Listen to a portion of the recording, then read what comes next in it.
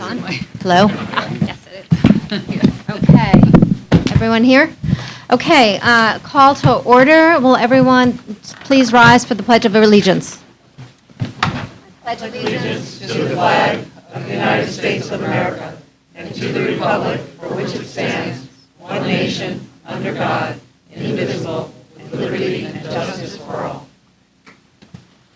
Okay.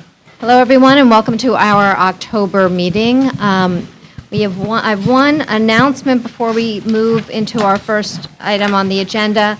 We will be having a call with outside counsel at 7:30 to take up item number 3 under old business. So I'm going to ask for, at that time, a motion to move item 3 of old business forward so that we can take up that action. It's based on council's schedule. Yeah, So that I would make that motion now if the chair will accept it. I accept it. Second. We have a motion by Mr. Raymer, seconded by Ms. Tarkington, to take up item 3 of old business at 7:30 based on the availability of outside counsel. All in favor, please say aye. Aye. Any opposed? Any abstentions? That item has carried. Which moves us to the first item on our agenda, which is an executive session. Can I have a motion to go into executive session to discuss? Second. Moved by Ms. Crumick, seconded by Ms. Vasiliotis, an executive session to discuss pending litigation. All in favor? Aye. Aye. Any opposed? Any abstentions? That item has carried, 6:36. Crumick, seconded by Mr. Raymer. Ms. Moriarty, can you please give the Budget Committee report? Yes, Ms. Baisley, the Director of the Health Department, came to the Budget Committee last Tuesday to present these items. HD2 is the use of the Public Health Emergency Preparedness Grant, $43,311. The funds for this grant will be used to pay for the part-time Emergency Preparedness Coordinator. The grant funds plus $15,608 that are in the Health Department's budget will cover the full cost of this part-time person for the full fiscal year. The functions for that person include the training and coordination of volunteer, medical, and other personnel, and oversight of facilities in case of a health emergency. That person would coordinate with the town's Emergency Operations Center and regional and state resources as needed. The vote at the Budget Committee was 4-0-0. On item HD3, which was the use of a Public Health Preventative Health and Human Services Block Grant, which is a new grant that's replacing the HERR grant, though I didn't write down what those initials stood for. It's for $16,167. The amount of this grant is starting to trend downwards. It's about $6,000 less than in prior years. The funds for this grant are going to be used to continue the application for the National Public Health Accreditation Program. It's a process the Health Department started about 2 years ago. Their plan was to apply in June of 2019, but their new target is now to apply in June of 2020. The Budget Committee voted 4-0-0 on this item. Thank you. Any discussion on either of these items? Okay, so all in favor, please say aye and raise your hand. Aye. Any opposed? Any abstentions? Those items have carried 12-0. We have one non-routine application on the agenda tonight. Is there a motion to move this forward? Okay. Motion by Mr. Weisbrod. Is there a second? Second. Seconded by Ms. Moriarty. This is an additional appropriation for $440,239 for the police for range improvements. Ms. Moriarty, can you please give the Budget Committee report? Yes, this is, as you said, for $440,239 for the firearms training building.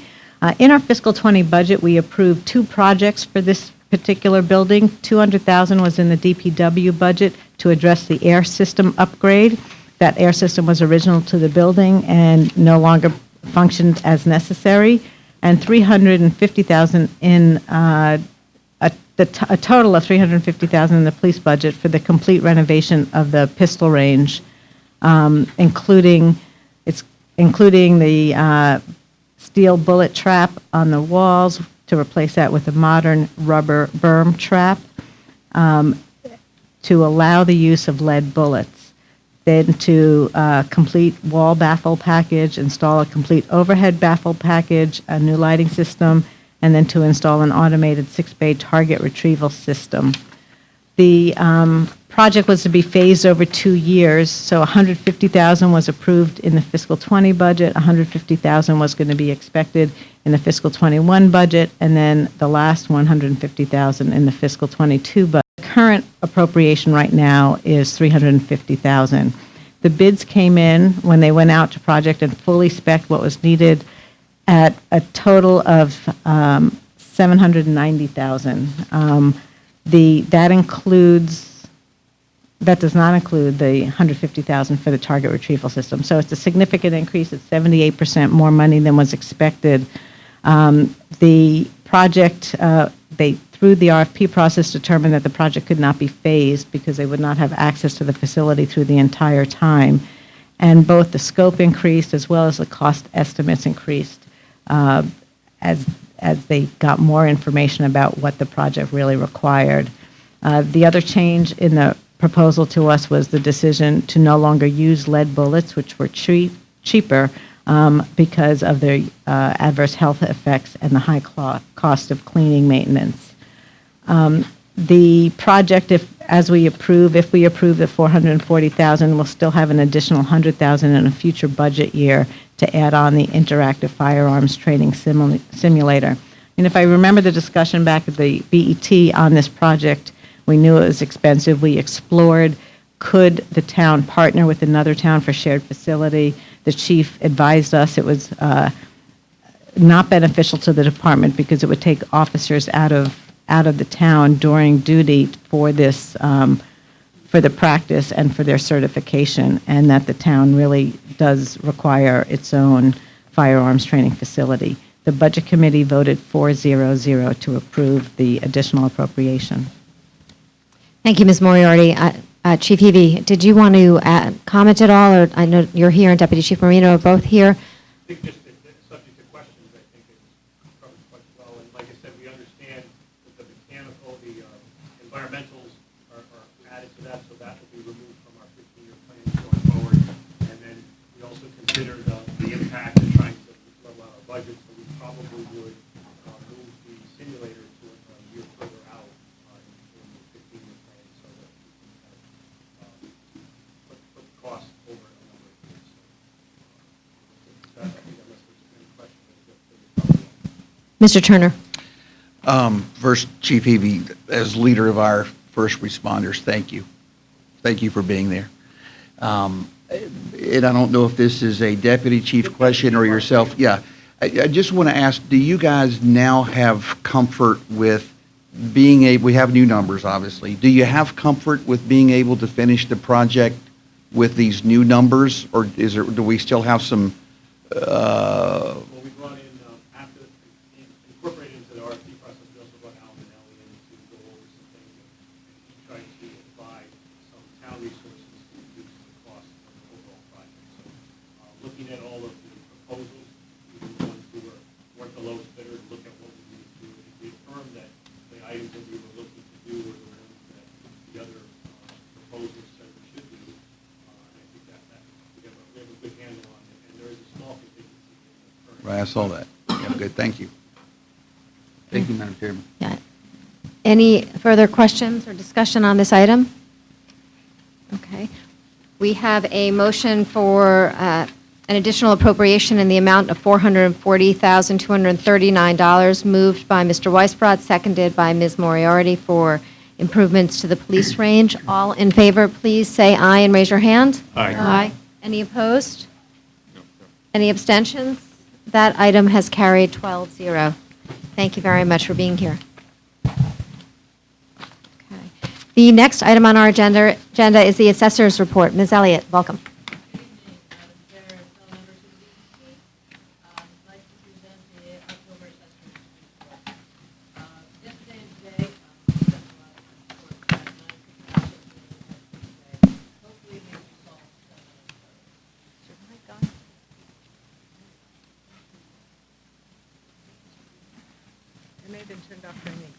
Hang on. Oh, there we go. Okay. Now we're in business. Okay, so the revaluation, the 2020 revaluation, the town is now under contract with Tyler Technologies. They're going to be performing the revaluation on the residential, which includes the condominiums. And JF Ryan is going to be responsible for the commercial properties as well as the tax-exempt properties. These are the same vendors that we had on the 2015 revaluation, and we'll have a lot of the same personnel coming back as well. So that's now underway. Preliminary, we're going to start with some preliminary work for them. However, most of the work won't start until I complete the 2019 grant list, which will be January. When I sign that grant list, then they will be here in full force. Okay. As far as personal property declarations, we have sent them out, and they are slowly being returned by various businesses here in the town. We have also started our audit program, and we have 10 businesses that have never filed that are going to be the first businesses that we will be auditing. They will be getting letters starting next week. So hopefully we'll get some response from those folks as well. Does anybody else have any questions for me this evening? Ms. Tarkington. So, I was at one of the candidate debates, I think it's on, Mhm. candidate debates this week, and it was mentioned that there had been some discussion about the backcountry properties declining in value and overall percent of what, the overall grand list looks like, at least at this time, before any work has been done. I mean, I want to just, you pointed, you're just hiring the contractors, et cetera. So can you share with us those numbers? And then I have one question after you do that. That might have been mentioned as a percent decline in, we'll call it backcountry property values, and the overall increase in the grand list that you might expect at this point in time when the revaluation is done. No? I always put a caveat on this because I haven't seen what what's going to happen in this year. This is as of October 1st, 2020. Correct. I understand. From what we've seen in the backcountry, we obviously have seen some values decrease. But we've also seen our assessments not being up there anyway. In other words, there was a specific example. There was a $14 million house that has resold subsequently for $11 million. We've only valued that at $10 million. So there are it's not across the board. So I think we have to be very careful in making generalizations that there's going to be this huge decrease across the board in the backcountry. That may or may not be happening. And of course, that also depends what the real estate market does in the next year as well. So I will say that we are looking at the backcountry. It is obviously going to be a big concern for us, and as well as all of the rest of the town as well. It's going to be an interesting revaluation. I don't foresee any huge shifts. That being said, mind you, we are still a year out. It's going to be an additional year of sales that we're going to be looking at, which is this year. So before I always hate, you said once upon a time at a BET meeting this was going to happen. I don't know, but from what I've seen so far, I can say that we're going to see a bit of shifting. How drastic that is at this point, I will like to be a little cautious about it. Okay. Thank you. Mm-hmm. Did you have a follow-up? You said that there were two questions? Well, I would have had a follow-up, but given the response she provided, I don't have a follow-up at this time. Okay. Thank you. Ms. Moriarty. You've given us this number at a previous meeting. If you can't recall, you can get back to us. But can you remind us what percentage of the total grand list the backcountry represents? Oh, I don't. It was like 12, 13%, 10%, something in It that wasn't as much, I range. think, as everybody. It also depends, okay, let's be clear, too. How are we defining the backcountry? Okay, are we defining that as everything north of the Merritt, or are we defining that in districts 10 and 11, which is going to be some properties this side of the Merritt? So that being said, let me know how you'd like to see those numbers. If you'd like to see them in both ways, I can certainly provide those numbers for you, yes, okay? Because it depends on who you ask, and how that is defined. Okay? Okay, thank you. Further questions for our assessor? So, can I have a motion to accept the assessor's report? So I move that we accept the assessor's report? Motion by Ms. Tarkenton, seconded by Mr. Raymer. All in favor, please say aye and raise your hand. Aye. Any objections? Any abstentions? That item has carried 12-0. Thank you. Mr. Minarski for our controller's report. Good evening, Madam Chair and BET members. I'll make a couple of quick comments and then open it up for questions. On page 1 at the top, the audit is going very smoothly. We're way ahead of schedule, and they haven't reported any management letter issues as of yet, so it's good news in that area. Secondly, on page 3 at the top, a friendly reminder, I know you're all interested. The actuary will be here next Thursday morning. It's Halloween, but he'll be here in the morning at 8 o'clock, and his presentation will probably be about 9 o'clock. It's the annual presentation where the retirement board votes on the actuary report, which generates the annual contribution. So you're all invited, and I suggest we start off with Newburgh Berman with their quarterly report, but if you're interested only in the actuary report, don't get there before 9 o'clock. And one more good news, on page 5, our risk manager, who belongs to the Risk Managers Association, has been elected the president of the association after only 2 years. It's an interesting organization. The tax collectors have one, the assessors have one, finance directors have one, and the risk managers get together. I used to go about 10 years ago when the workers' comp was in the finance department, and they had some very interesting topics that they cover. Back when I went, it was in the area of workers' compensation, but now she goes and they cover safety. One of the hot items now is cybersecurity, so it's an interesting organization. I'll open it to any questions. Mr. Raymer. Yeah, a couple. On page 2, you're talking about the reimbursements for schools, but I didn't see any mention of MISA. What's happening on MISA? I have gotten no feedback on Mesa, Hamilton Avenue, or Glenville. On Hamilton Avenue, Well, tell us that... Let me just... Sorry. Sure. Go ahead. Regarding the Glenville and Hamilton Avenue, they've held back retainage. Yeah. So we're waiting for the state of Connecticut to come to us, but I haven't gotten any feedback on Mesa. Okay.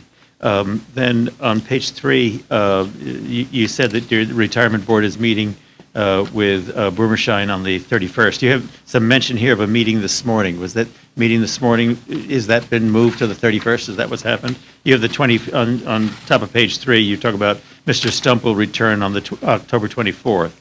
That might be a misprint. Yes. It's meant to say the 31st. Yes, I'm sorry. Okay, I'm sorry, that's right. And then on page 4, if I may, under Coscob Elementary School water damage claim, 2/3 of the way down, there's a reference, the risk manager continues to work with the Board of Education Business Office to obtain documentation. Is that the current status of things, or has there been some further information from them? That's current as of last week, I yes. see. Okay. All right. Thank you. I have nothing else. Any other questions for our controller?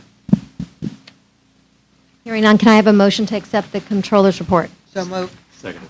A motion by Ms. Tarkington, seconded by Mr. Raymer. All in favor, please say aye and raise your hand. Aye. Any opposed? Any abstentions? That item has carried. Thank you, Mr. Murnarski.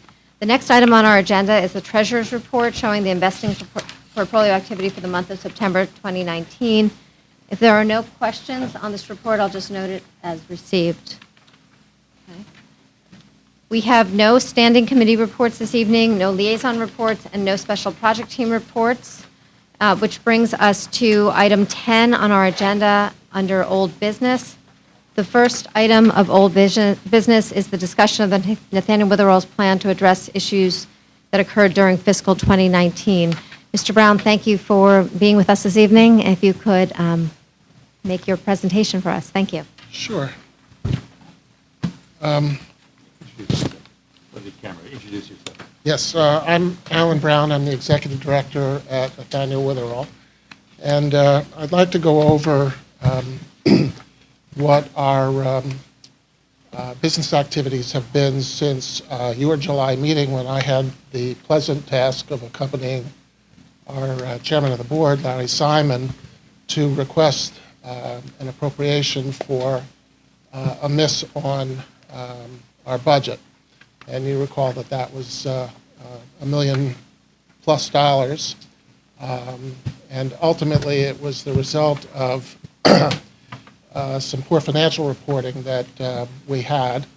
And I guess the biggest thing that we've done since then, and I'm pretty sure all of you are aware of that, is that we've replaced our Director of Financial Operations, who had not had his finger on the pulse and did not inform us of the overage until the 3 days before the end of the fiscal year. So that was clearly an issue we had to deal with, and we have. We have a new Director of Financial on board, Director of Financial Operations on board now. This is his 7th week. He's landed pretty solidly, has 25+ years of experience in healthcare, was the controller at Stanford Hospital, was the controller at Greenwich Hospital, had a high-level executive finance position with the Jewish Federation Hospitals in New York City before coming to us. And we think he's done a terrific job of putting our financial reporting into place.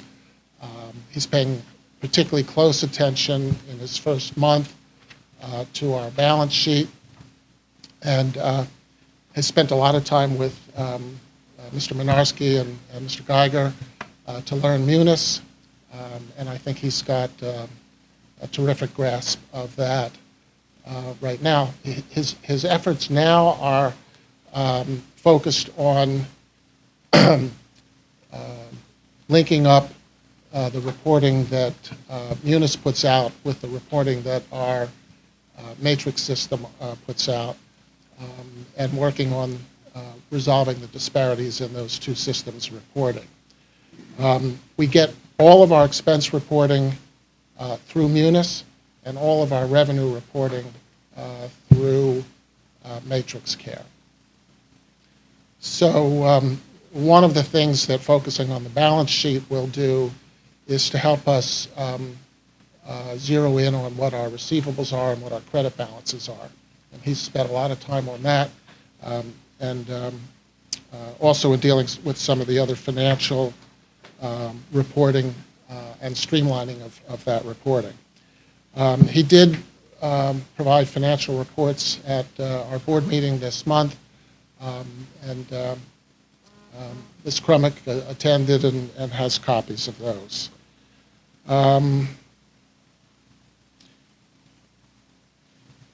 Internally, we're working on systems that will help us process bills more quickly.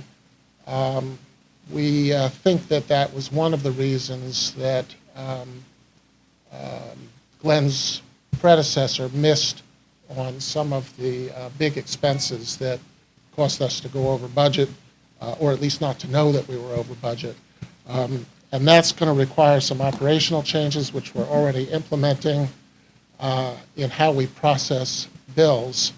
We're also working closely with our vendors, some of whom don't deliver bills in timely fashion, to get those to us quickly after the month closed, the month prior closing, so that we can get them processed through the controller's office for payment more quickly. We're also working with the finance department, again, Mr. Minarski and Geiger, to make sure that purchase orders are processed before the end of the month.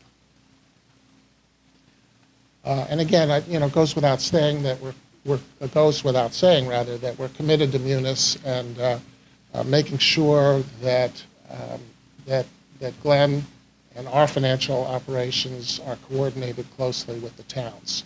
So Glenn has spent a lot of time with both these gentlemen in coming up to speed on how the systems work. Internally, one of our issues has been to get bills processed quickly. We found, again, as a result of the miss last year, that some department heads were holding bills in the misguided attempt to keep us under budget.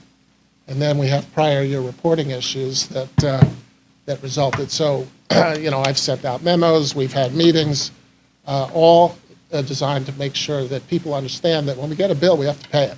And you can't hold it to save money because it's going to cost us in the long run by misplacing the charge in the wrong year. And that's one of the things that happened to cause us to go over budget last year. We had some prior year expenses from the previous year that were caused by the delay in processing bills.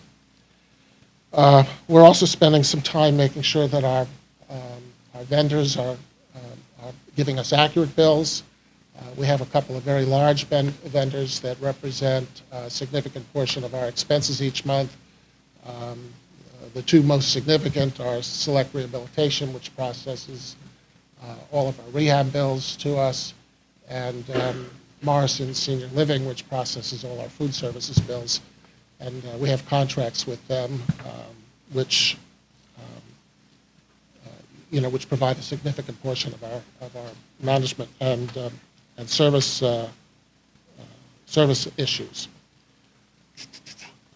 We're working right now to recast our fiscal 20 budget so that we have accurate information to put in our budget for next year. That'll be due later this year, and we're working diligently on that. Our board is involved, and one of the big expenses, of course you all know this, is that we spend a significant portion, probably 70% of our total expenses are labor related, either direct salaries or benefits. And one of our most significant overages, last year at least, was in overtime, where we budgeted about $1.3 million in expense, and we spent about $1.8 million. So there's a large effort ongoing now, working with the departments to make sure that they understand what their obligations are in making the budget and how they should schedule and utilize staff. Glenn Williams, the new Director of Financial Operations, is going to do an analysis within the next couple of months to see if we are properly proportioned between full-time and part-time staff. We think one of our issues is that in the good old days, if there's such a thing, part-timers used to work part-time to make a little extra money. Now part-timers are working part-time because they can't get a full-time job, so they work part-time for us and part-time for somebody else. And that means that when we need them to fill in for vacancies, they're not available because they have other part-time jobs. So that suggests to us that maybe we have the wrong mix between full-time and part-time staff. And just as an example of that, in our nursing department, where we have approximately 200 staff, half of them are part-timers. So many of the part-timers are actually working full-time because they have to fill in for full-timers who have time off, both holiday, sick, and vacation time. So again, we'll have an analysis for you to look at by the end of the year, and that will detail not only the mix issues, but also give you more detail about the overtime use. And let's see, one last thing.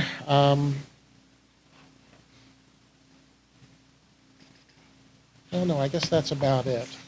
Does anybody have any questions? Excuse me. Junk call.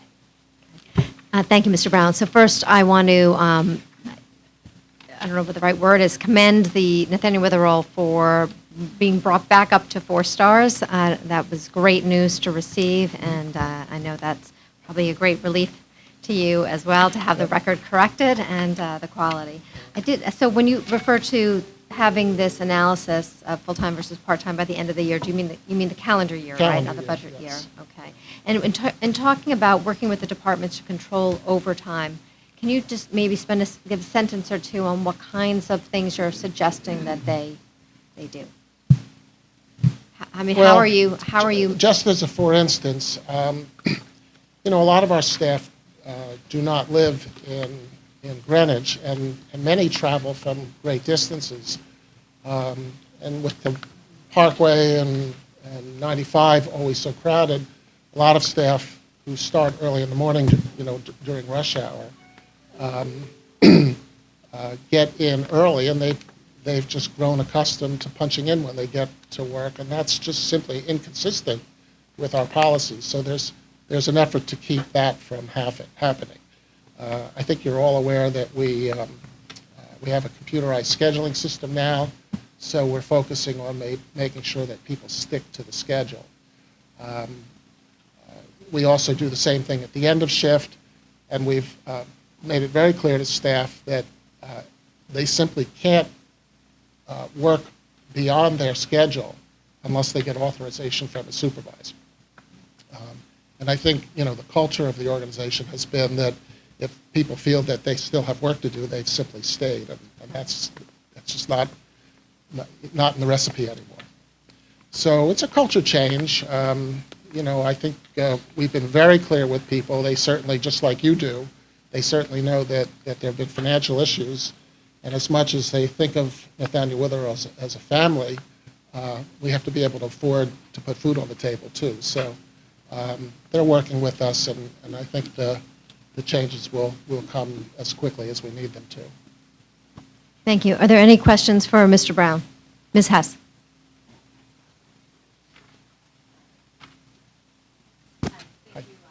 Here tonight. Just two questions. One might be more for Pete and the other for you. Pete, the invoice processing system that we're doing, I would expect some of the issues that you were describing might be helped with this new system that's being in place. Are you working with the Witherall in terms of helping them on workflow and recording these expenses? They weren't part of the assessment, but in talking to Glenn and the holding of the invoices, that we talked about how to change the approval path so there weren't so many stops along the way, because we were looking at the invoices and some of them were received up at the nursing home 6 weeks ago, and they just got down here today. So he's going to improve the approval path, so it's a lot more streamlined. But you'll eventually Yeah. bring them in, and that I think will be a significant help in your invoice processing and some of these expense recognition. My second question is, when we had the presentation of the two consultants, HDG and PKF O'Connor, there were a number of recommendations, both on the revenue side, expense side, just operations in general. Can you just talk a little bit about where you are in terms of looking at those recommendations and what you think makes sense to implement, and how, what the approach would be? Well, most of the recommendations that we thought were well advised, we've already implemented. And we actually are planning to come back next month with a final report on what we've done and what we haven't done. We'll have a PowerPoint or some similar kind of presentation for you that details what the recommendations are, whether we felt it was warranted or not, and if it was, what we've done to implement. But many of the recommendations were well advised, and some of them we implemented as early as last December, right after their preliminary report was released. Great, thank you. I look forward to it. Any other Ms. Moriarty? Just as a follow-up to your change of procedures on overtime, I don't know when, for example, the supervisor authorizations put into place, but do you have a period of time where you've seen an improvement in your overtime expense level already?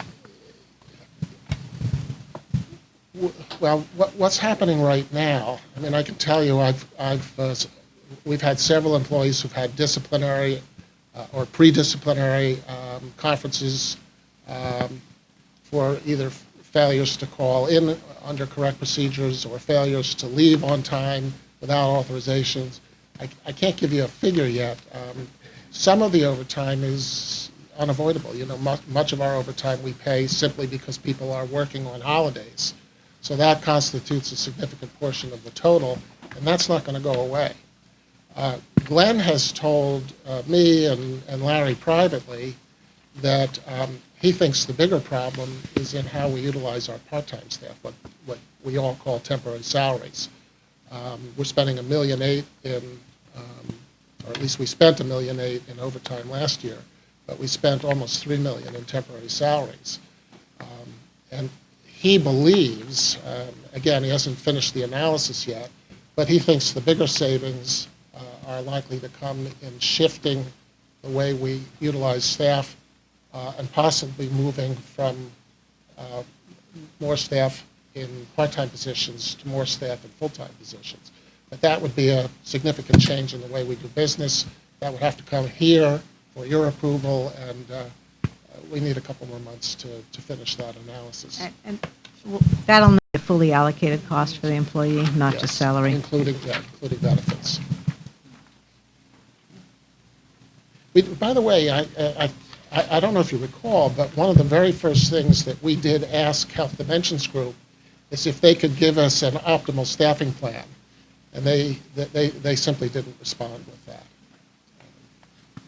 Mr. Mason? Thank you.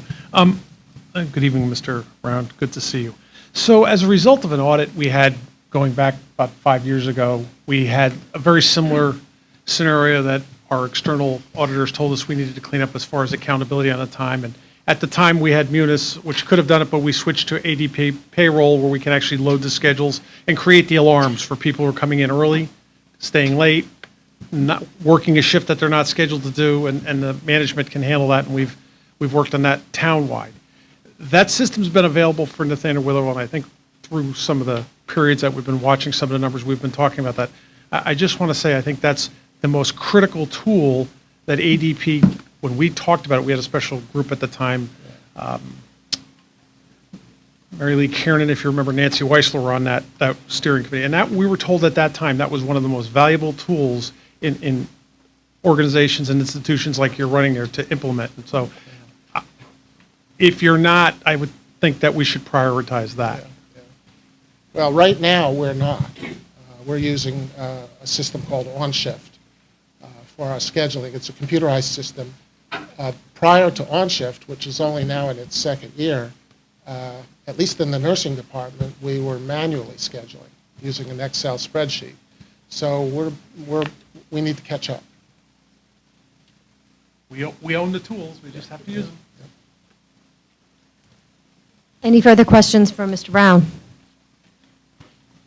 Thank you very much for being here. We appreciate it. Thank you.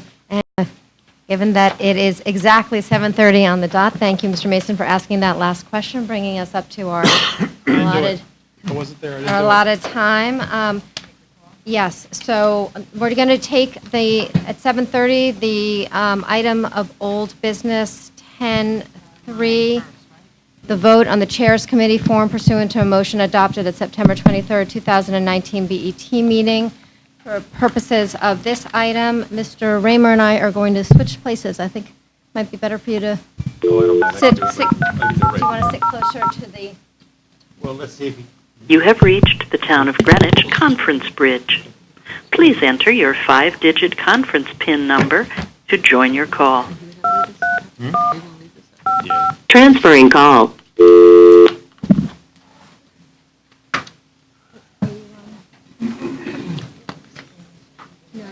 No, we have to call his, we're calling his number.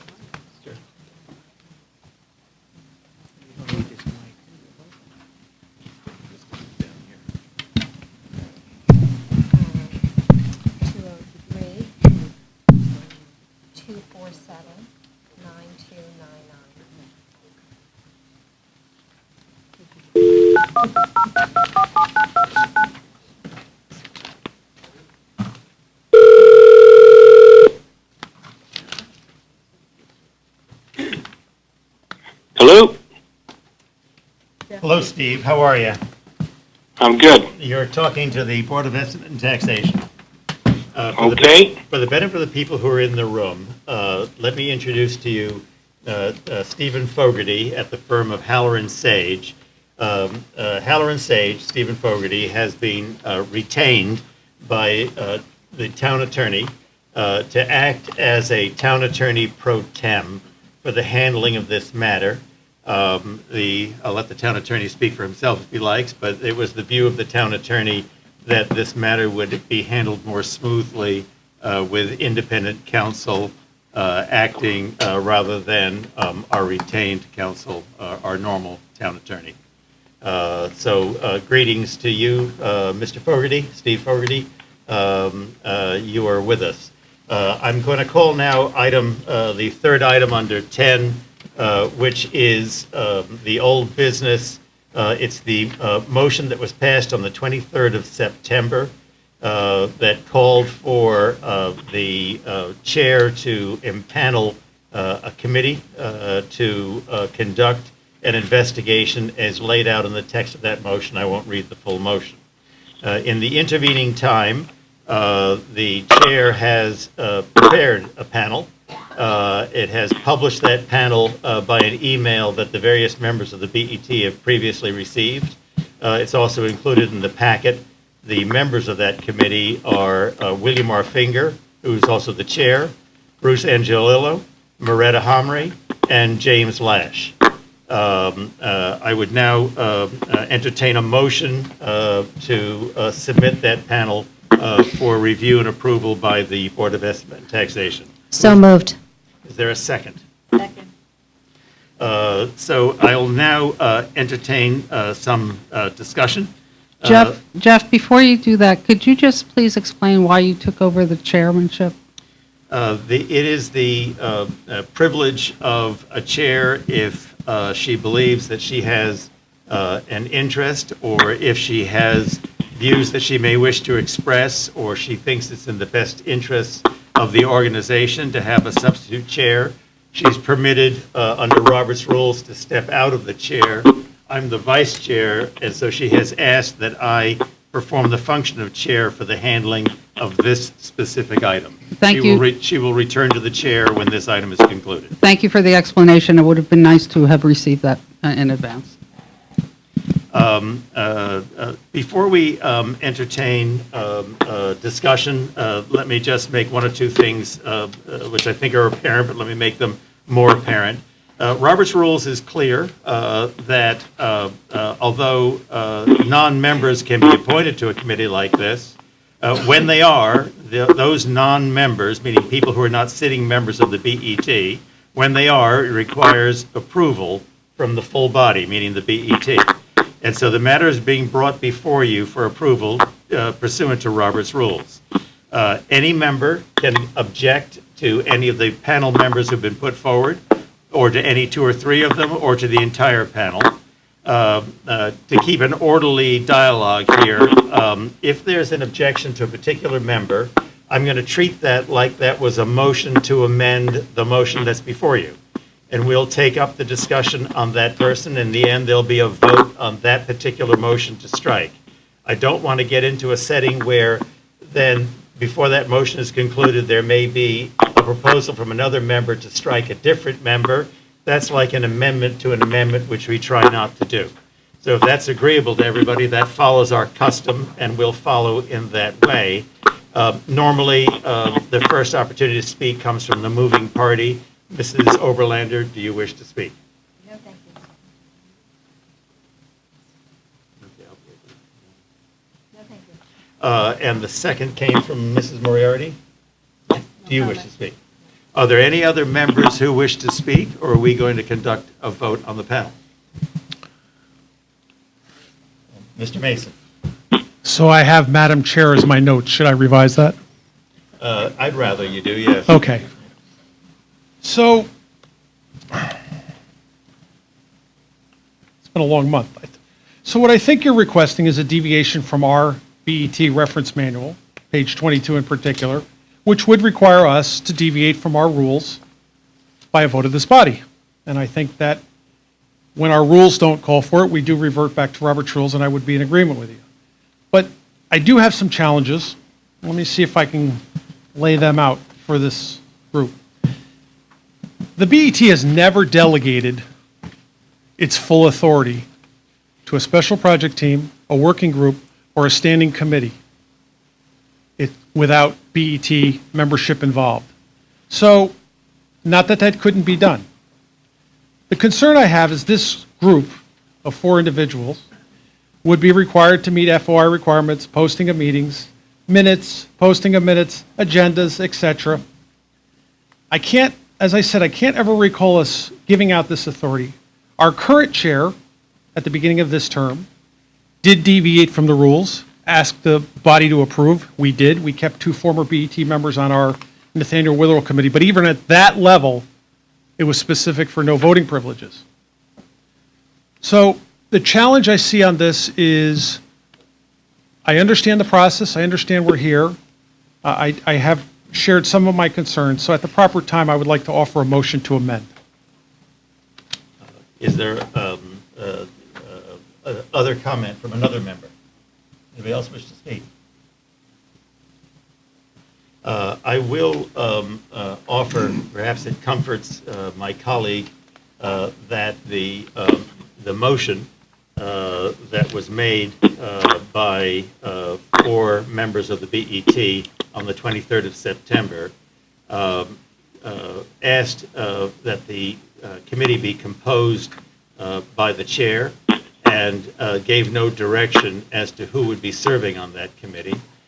Robert's Rules is pretty clear. I can cite to you, if you like, that at Section 13, page 174, Robert's Rules says, a standing or special committee may include or even have as its chairman 1 or more persons who are not members of the assembly or the society. But if the chair appoints the committee, the names of all such non-members being appointed must be submitted to the assembly for approval, unless the bylaws or the motion to appoint the committee specifically authorizes the presiding officer to appoint non-members. Then at that point, Robert's Rules has a cross-reference to page 492. Referring to page 492, Robert's Rules goes on to say, the power to appoint a committee carries with it the power to appoint the chairman and to fill any vacancy that may arise in the committee. It is possible for persons who are not members of the assembly or the society to be appointed to committees, even to the position of committee chairman. And then over at page 495, it says, in the absence of special conditions, appointment of committees by the chair or by the regular presiding officer is usually the best method in large assemblies, and it is the ordinary procedure in many smaller societies as well.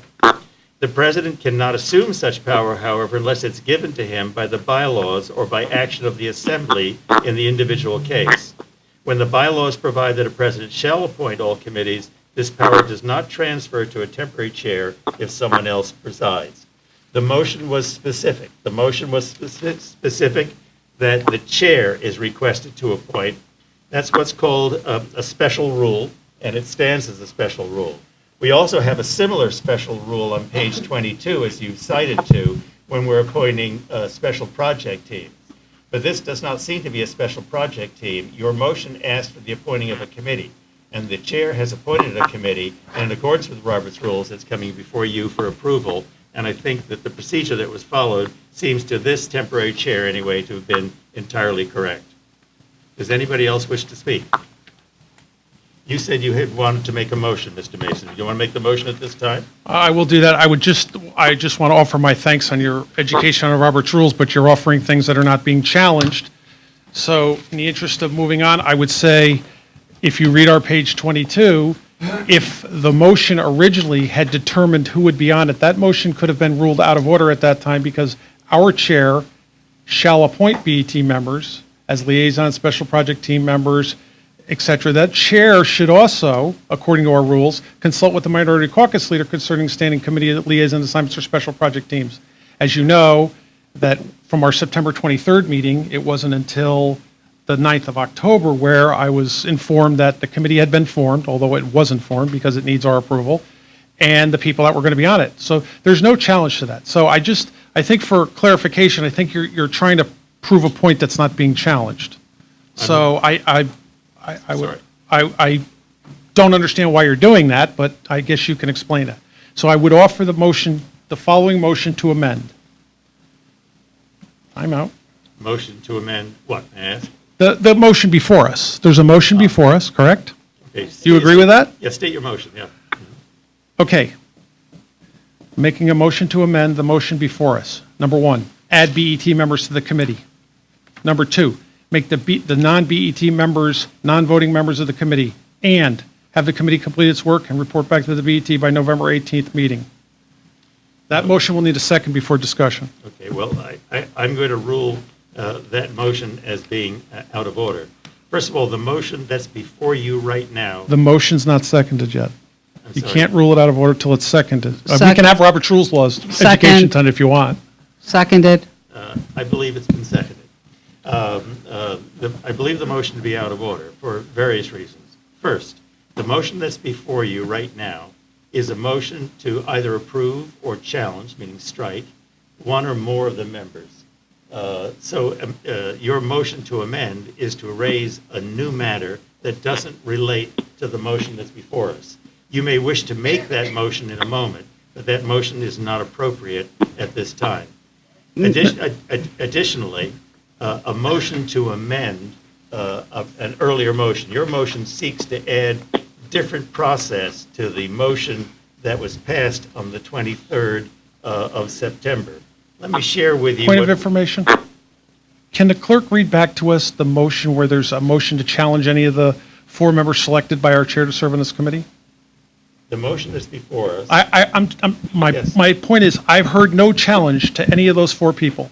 So the original motion, which is on our agenda, would be our motion before us. I understand that it could be challenged, and I agree with you 100%, but I heard no challenge to any of the 4 members. When the debate is done, I'll be glad to bring the panel to a vote. At this point, I don't have a single motion before me to strike any of the members. You have introduced a motion to change the motion that was passed on the 25th of September. The motion 23rd of September, I guess it was. The motion you're making is now for the first time to change the language to now require that there be sitting BET members on the committee. The motion on the 23rd of September didn't require that. To stipulate which of them will have votes and which of them will not have votes. These are all amendments to the motion that was passed on the 23rd. I'm ruling it out of order because an amendment to the prior motion requires prior notice at the meeting before the meeting at which that is entertained. I'm reading now from Section 10 of Robert's Rules. First, as to what a prior notice is. The term previous notice is applied to necessary conditions for the adoption of certain motions, has a particular meaning in parliamentary law. A requirement of previous notice means that an announcement of that motion will be introduced, indicating its exact content as described below, must be included in the call of the meeting at which the motion will be brought up. Or, as a permissible alternative, no more than a quarterly time interval will have elapsed since the last preceding meeting. The announcement may be made at the preceding meeting. Then it goes on to say, motions that have the effect of changing or nullifying previous action of the assembly, such as a motion to rescind or a motion to amend something previously adopted, or a motion to discharge, or a motion to postpone an event already scheduled, any of those, each of those, require previous notice if they are to be adopted by only a majority vote. Accordingly, it's desirable ordinarily to give previous notice if there's a possibility of serious disagreement. Robert's Rules is saying to you that if you wish to make an amendment to any of the terms or provisions of your motion of September 23rd, it requires a prior notice at the advance meeting. You could be giving a notice at this meeting, and it would be appropriate to undertake it at our meeting on the 18th of November. It is out of order today. I'll come to you in a moment. I'm just to be sure that Mr. Mason has had a chance to respond. The motion before us is a vote on the Chair's Committee form pursuant to the motion adopted September 23rd. We are amending the action of the Chair in forming the committee. We are not amending the motion from the 23rd of September. The motion for the 23rd of September has been disregarded. It has not been followed. Okay? The Chair has done within Robert's Rules, and we're not challenging that.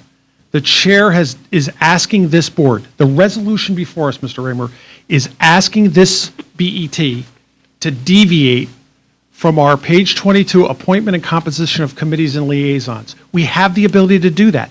We're not challenging that. So the chair has put a motion before us. It is not the motion from September 23rd before us.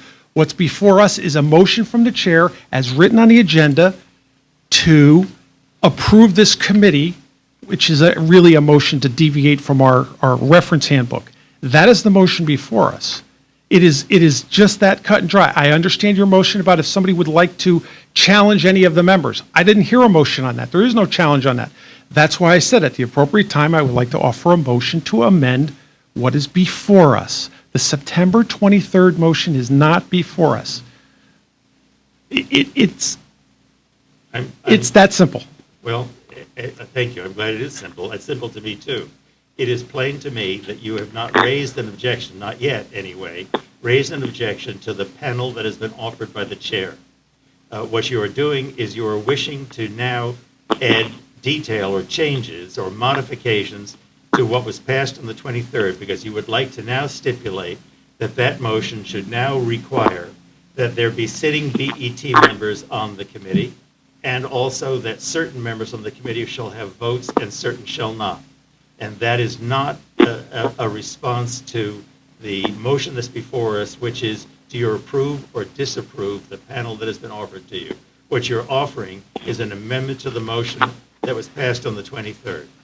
I will take the caution of turning to my learned counsel and ask counsel whether or not I am correctly reading Mr. Mason's motion. I don't believe that the motion to amend the motion to amend as stated is out of order. It is not a motion to amend the motion to appoint a committee. So you can take up the motion to appoint the committee. If there's any other motions, so be it. But that motion is not in order. Mayor? You certainly might.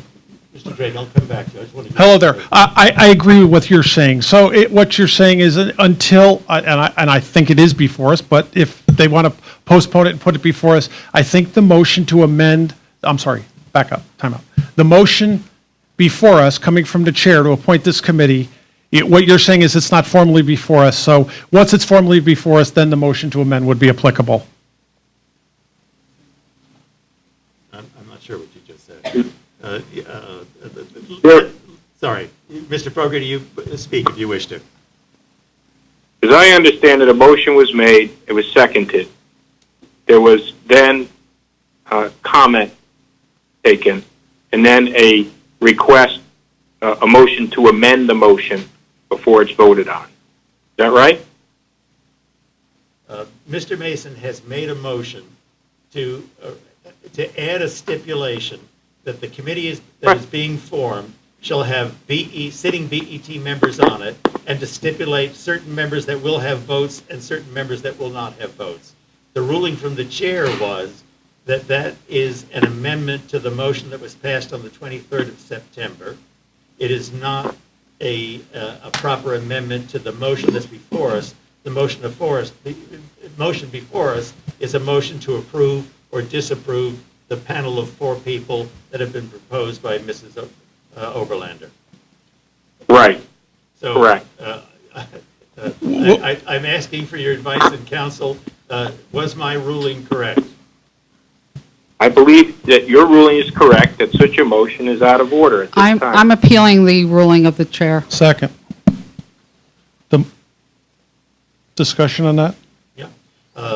The rules on appeals, as I understand Robert's rules, are as follows. Each member may speak once. No member other than the presiding chair may speak more than once, but it is a debatable motion. So since you'll be allowed each of you to speak once, I don't write those rules. That's Robert's rules. Think carefully before you speak, because I can't call on you twice. We have an appeal on the floor. We're obliged to take up the appeal before we move on with something else. Is there a comment that anybody wishes to make on the appeal? Whoops. Yes, you get to speak first. I'm sorry, is there a second on the appeal? I did. Yes. I did. Sorry, thank you. There was a second. Thank you, sorry. I think that if you look at the meeting, the transcript of the meeting, last meeting, the discussion did center around having BET members on this committee. I think that the intention was always to have BET members on the committee and not abdicate our responsibilities to third parties that are not on the BET. So therefore, I do not feel that the amendment is out of order, since I think that that was the intention of this to begin with. Well, the proposition which is passed is the words on the page. I mean, different people may have had different views. Different people may even have expressed different views. But if there were views that were intended to be part of what was passed, it belongs in the text. All I can do at this point is rely on the text, and the text stipulates what it stipulates. No more, no less. Anybody else want to speak on this appeal? Certainly. Now we have an issue here of, no, excuse, I'm sorry. Thank you. Mr. Mason. So I'm going to start all over again. In September, we passed the motion to form a committee for an investigation. Tonight, because the chair is choosing to deviate from our BET rules, under Robert's rules, with no contest, the chair is putting forward a motion that says, hey, to pass this committee, I need the BET to vote in favor of the members on this committee. It is nothing to do with that. It is, this motion that's coming from the chair on our agenda has to do with the needing of the BET to approve the 4 people that she has selected to serve on this. That is a separate motion in and itself from September 23rd's motion. Had she picked people on the BET, that might be a different conversation, but this is a separate motion for the BET to take action to deviate from its rules. That motion has been moved, in my opinion, is what's on our agenda. It's not being challenged. It's just, there's a motion to amend being added to it. And that is just to add to the composition of the committee with some other restrictions. That's what's before us. And that is an amendment of your motion on the 23rd. So we have a separate issue here, and that is that if the appeal is sustained, you are asking that we act as to something which requires a prior notice and is not on the agenda. Mr. Fogarty, I bring to your attention Section 1-225C of the Connecticut General Statutes. It's part of the Freedom of Information Act. Would it be a violation of the Freedom of Information Act for us to take up these charges? Mr. Chair, could I just ask the question? You've spoken twice now. I thought that the rule was once.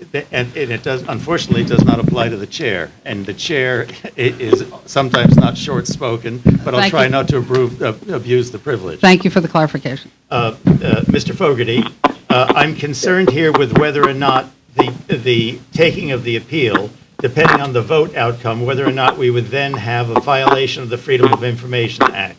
Are you familiar with the Freedom of Information Act? Yes, I am. And taking action other than that which was noticed for this hearing, and that is to vote on this slate, would be a violation of that act. There is a procedure for appointing members to committees, which is in the Robert's Rules of Order. This motion can either be subject to a motion to strike one or more names. It can't be amended to change the charge of the committee, the timeline of the committee, the methodology of the committee. Those things should have been taken up when the committee was established back in September. If those items should be considered or reconsidered by the board, then it needs to post notice of that and have a hearing. It is possible, I'm sorry, Mr. Fogarty, is it possible that they can give notice of these points and it can be taken up at the next meeting of the BET, which is, I believe, the 18th of November? Then or some other time. Then or some other time. But what would be a violation of the Connecticut General Statutes would be to sustain this appeal. It's not the sustaining of the appeal that's the problem. It's the motion itself. Acting on that motion would result in a violation. So I'm going to, I will not keep there from being a vote. This body can do what it wants to do. I'm a realist, but I need the body to be aware that you're embarked upon a course that if you complete the course, you're in violation of Robert's rules, but more importantly, you're in violation of the Connecticut General Statutes. And your solution here is very simple. Your solution here is just to give the notice that's laid out for 10 business days by 4 members, and we'll take it up on the 18th of November. I'm not sure why you're in such a hurry to violate the law, but I'll call for the vote in just a second, unless somebody else wants to be heard on the appeal. I Mr. would like Drake. to be heard. I'm sorry, I'll come to you in just a second Sure. after Mr. Drake. Yeah. Mr. Drake. You said a moment ago, I wrote this down, Mr. Raymer, this does not seem to be a special project team, right? That's what you said? I'm saying to you that the motion, I'm not going to characterize the motion calls for the chair to appoint a committee. Let me look at the actual words, 1 second. For the chair to form a committee. To form a committee. Right. Those were the words. Yeah, and a moment ago you said, I wrote it down and it's in the record, this does not seem to be a special project team. Let me just read a couple. I don't know if that is a special project team or not. I only Sorry. know what it is. Yeah. Can I speak? That's what I'm you sorry. said. You're right. I'm You sorry. said that, and we Okay. can look in the tape, and that's what you said. I just want to read a couple sentences from Ms. Oberlander's email of October 9th, and then I'm going to make a couple other points. I'm going to read just a couple sentences. BET, over the last several weeks, I've been working closely with Town Attorney Wayne Fox on the question of the BET Special Project Team, pursuant to the motion of September 23rd. I have now identified a 4-member special project team consisting of highly regarded community members. This special project team will be presented to the BET for a vote to confirm on October 24th. Special project team membership includes Mr. Finger, et cetera. So when you say this does not seem to be a special project team, but the email forming it says 4 times that it's a special project team and doesn't use the word committee, was it kind of just, I guess the question of the board is, was it an accident that we formed a committee? Because clearly Ms. Oberlander was intending and wrote here to create a special project team. So sorry. I'm not finished. Yep, sorry. It just seems like we set off in one direction and by accident landed somewhere else. Mr. Mason's motion is not an amendment of an action taken September 23rd. Mr. Mason's motion is related to pages 174, 175 of Robert's Rules, where it says, a standing or special committee may include, or may even have as its chairman, 1 or more persons who are not members of the assembly or the society, but if the chair appoints the committee, the names of all such non-members being appointed must be submitted to the assembly for approval. That's where we are. Yeah. That's right, that's where we are. I agree. So we are at a motion whose date is October 24th, not amending a motion whose date is September 23rd. We have before us a motion to make it 4 people, names. We're amending that motion. And no one can follow the advice we're getting that's not amendable. That motion to confirm, that's described here on page 175, is a very amendable motion. Does someone think that the body doesn't have the right to amend it to make 6 members? Certainly the body does. No, That's actually. exactly the kind of amendment, because the act of the 23rd didn't nominate it at 4. It did not. Instead to form a committee. So the chair, Ms. Oberlander, formed a committee of 4. Certainly that's an amendable motion here today to say it should be 6 or 8 or another number. Likewise, the individuals in question can be the subject of an amendment to that motion, the motion of today. No one's amending any motions of the 23rd. Those are completed acts. But surely, under Robert's rules, nearly every motion can be amended. We're not FOIAing something that hasn't been discussed or amending something from September 23rd. That's all behind us. We're amending that which is before us to confirm these four individuals. And as I said, you can ask Mr. Fogarty, certainly it's within this board's power to say, gee, we all think, 12 of us think, or 7 of us think, 6 is a better number than 4. Actually, I'm sorry, are you finished? I'll come to you in just a minute, Mr. Weisbrot. I had also said to Mr. Turner that I would come to him first. Actually, since you don't misunderstand, no, it's not my understanding that you have the ability on the record as it presently stands to say, no, it should be a committee of 6. Your latitude under Robert's rules is only to accept or reject the panel. You can reject any 1, 2, 3, or 4 of them. You can reject all of them. You don't have the prerogative to add names. You don't have the prerogative to change the size. You don't have the prerogative to say some of them will vote and some of them won't. And you don't have the prerogative to say, let's start adding members who are sitting BET members and things. Those are all amendments of your motion on the 23rd. That was my ruling from the chair. I believe it was also the advice of Mr. Fogarty. He's not soft-spoken. If I've misspoken, he'll be quick to correct me. He's not my attorney. He was the attorney that was hired by the town attorney. I met him for the first time on Monday, just as you have. Mr. Fogarty, do I have it right? Yes, you cannot, if they don't like, if anyone wants to strike a name, they cannot strike it and amend it with a different name.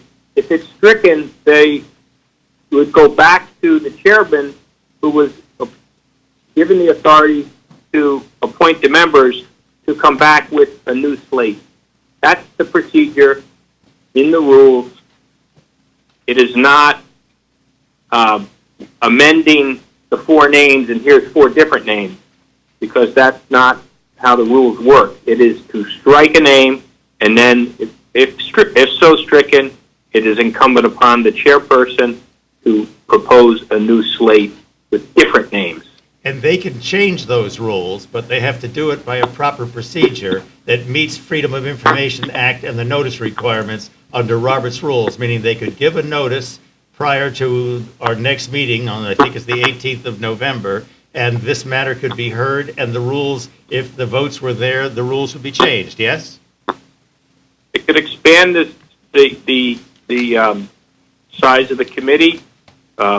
They could set deadlines for reports. Do what they want. Anyone can make such a motion.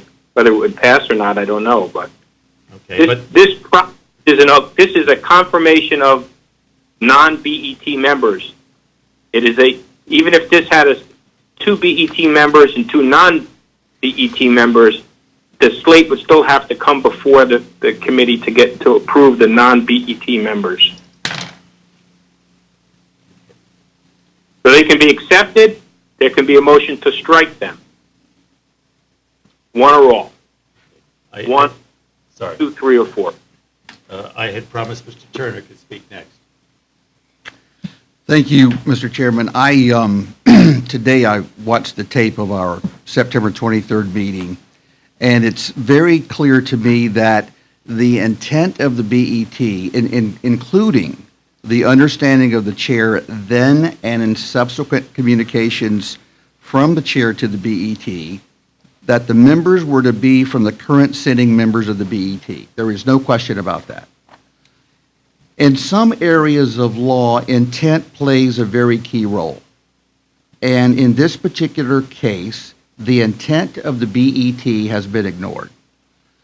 But more disturbing to me, and Mr. Chairman, this speaks directly to your ruling. More important to me is what is going on right now. we should be going down the path of getting the truth out to the people as soon as possible. And we're not doing that. And I'm sitting here very disturbed about where we are. I'm very disturbed about what's going on. I've been on the BET almost 3 years now. I have never seen such a serious matter as this, a gravely serious matter to this town, played politics with. We're playing politics with this. I've never seen so many citations of Robert's Rules of Order. I've never seen, we all have our books out. We can't do the work of the town because we're bogged down in this stuff. And as I said some time ago, and I'll say it again today, I don't want to be a part of any of this. But at the same time, knowing what I know about my Sikh experience and my knowledge, if I don't fight to get the truth out to the people, then who am I? And if we as BET board members tonight are not willing to fight, or really, if we're not willing to come together as a team and get the truth and the facts out to the people, then who are we? We have to really think about that. And I just believe that the chair has wide latitude on accepting amendments, accepting motions, and so forth.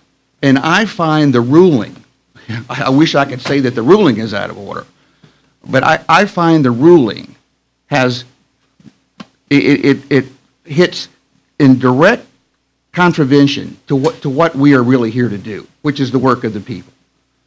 I do believe that if we get on with appointing the committee, that the committee's work could be done very, very quickly. And I want to give a very specific example of that. Noting again that I think the ruling should be different, and I think we need to get on with the business. I have one example. This will only take 2 minutes. In the Sikh settlement agreement, item 12, it says two things. That the respondents assert that they relied on Mr. Turner's explicit recommendations that the barbecue invitations had been approved by Sikh. Turner falsely stated that we got the okay from Sikh on the content of the invite.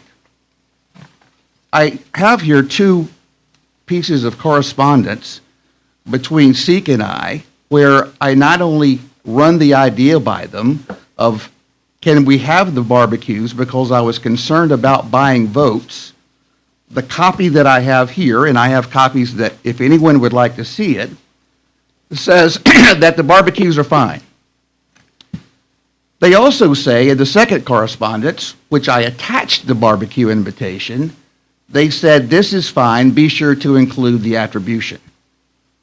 So what has been said in the Sikh settlement agreement versus the written record or correspondence between Sikh and I just simply is not true. The essential goal of the American judicial system, including the Connecticut Superior Court, is the discovery of the truth and discovery on a timely basis. That's being blocked tonight. So through you, Mr. Chairman, I'd like to ask a question, and for the greater good of our town, I'd like to ask a question of a colleague, and that's specifically to the clerk of the BET. Does the settlement agreement that you signed contain false statements? I'm not going to allow cross-examination of the members. I'll give you wide latitude in your remarks. Your remarks go well off of the appeal and well off of the question of the appropriateness of the panel members, but I'll let you continue to speak. I'm not going to let you ask questions of other panel members. I'm only asking one question. If we can't get an answer, the question is what's being hidden? I'm not giving you the latitude to start asking questions of anything. I'm just asking one question, and that's certainly within Robert's Rules of Order. Can we get an answer as to whether or not it included false statements? No, your opportunity to question other members, I'm ruling out of order. Please continue with your remarks. I'm finished. Thank you. Very good. I'm really shocked as to your ruling and as to your blocking getting the facts and the truth to the people, Well, and not allowing our colleague to answer that question. Sometimes process is important, and I find in my life that I get into trouble when I wander off of the face of Freedom of Information Act or Robert's rules. On the contrary, I find that if you stay with the rule of law and the proper procedure, it leads you to a better place. I'm sorry that it frustrates you, and I'm sorry if I shock you, but all we're doing is following the black letter of the procedure and the law. I've given you a path. You don't seem to be interested in the path, but we'll see how it goes. Mr. Weisbrot, I said you could speak next. So,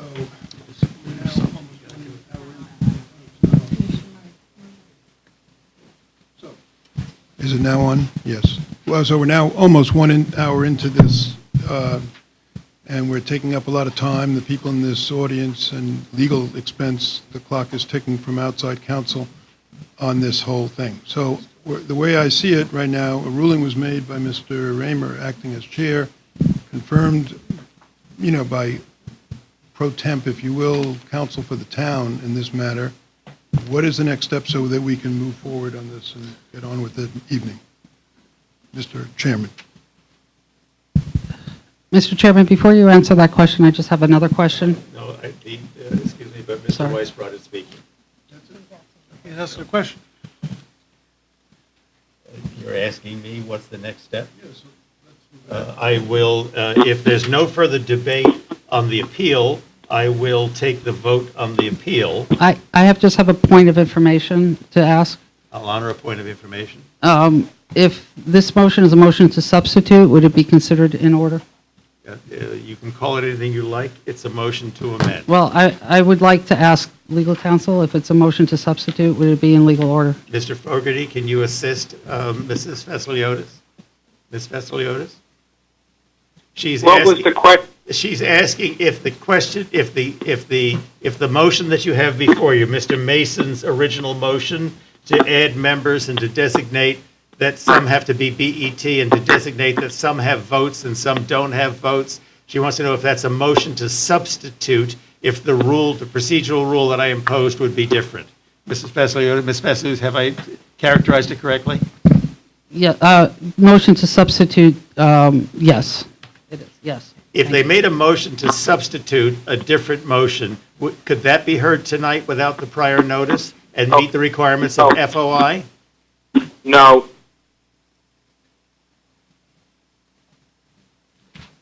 Mrs. Moriarty.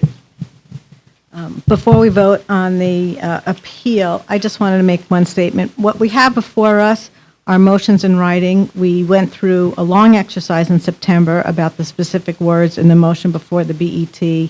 I understand that there may have been communications from the chair on the constitution of special project team, but the motion before us talks about a committee, and therefore we need to follow the rules regarding a committee. That's Robert's rules. It's not referenced in our specific guide. I mean, I'm equally as concerned about the time and attention we're paying to this. The work of the BET is the responsibility of the financial affairs of the town.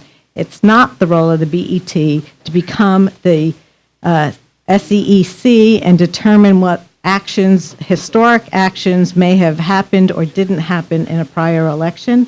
It doesn't affect what actions we're taking today. So I want to point my colleagues to the motion at hand that talks about a committee that is using the advice of outside counsel, that the motion being made by Mr. Mason that not only talks about the membership, but changes the date of the report, which is changing that September motion, is out of order and would violate FOIA rules. Let me repeat the motion that was put before you at the very inception. It says, pursuant to that vote, the BET chair submits the following committee for approval by the BET. Committee, William R. Finger, Chair, Bruce Angelillo, Moretta Hamre, and James Lash. The word committee was in the motion. It was in your motion on the 23rd of September. It's in the motion that's before you. But right now before us is the appeal that you would like to set a procedure that violates FOI. I'll take the Point of information again.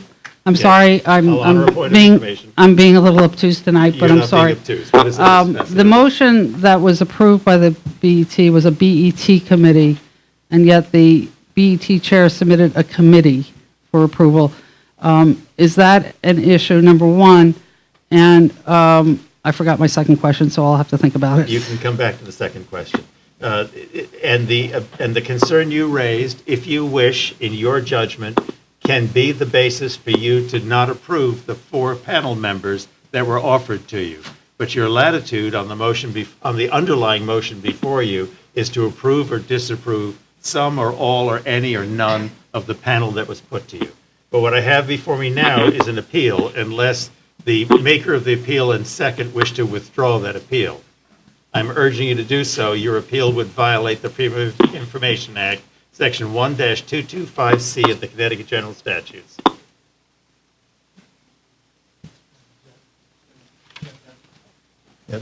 Mr. Duth?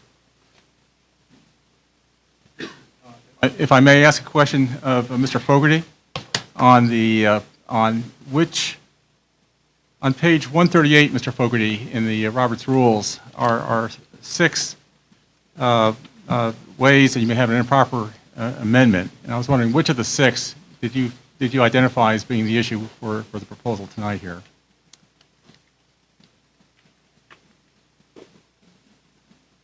Number 1, it's not germane to the question to be amended. Could you explain that? Number 2, it is a rejection of the original motion because the original motion is pursuant to a later section in the rules that says the chairperson shall shall submit a slate. So it can either be accepted, rejected in whole, or individual members stricken. Can I also ask a follow-up question? Sorry. Point of order? On the appeal, you're supposed to speak once. I'm hoping you're going to withdraw your appeal. I'm asking another question. And if I may also, I think number 5 would apply as well, because it converts one particular motion into another. Can I ask another question? On the motion that is before us, the committee was to report back to the October 24th meeting, which obviously did not occur. So can I ask how that relates to this committee being formed as well? Once again, if that's a basis in your judgment for you to reject the panel that's offered, you have the latitude to reject one or more than one or all of the panel. You do not have the opportunity to reframe the motion that was passed on the 23rd of September.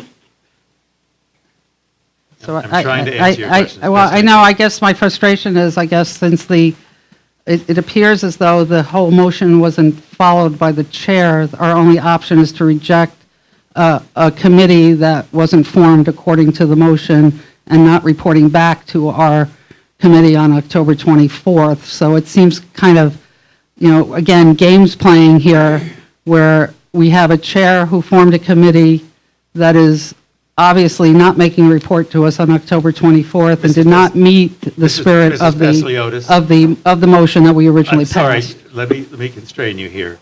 We have before us an appeal. You were asked to speak only once. I'll take a vote on the appeal if you won't withdraw it. The remarks you're making are most welcome remarks on the underlying motion. They're perfectly appropriate. They're just not appropriate on this appeal. Are you continuing your appeal, or will you withdraw this appeal? I would like 2 minutes to consult with my seconding, please. I certainly extend that latitude to you.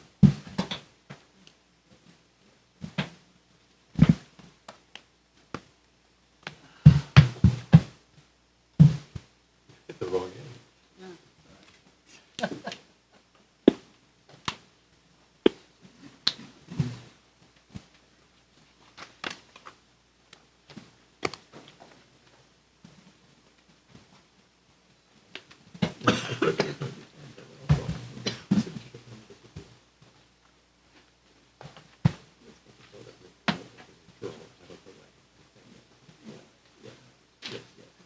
Yes, they have to have the chance.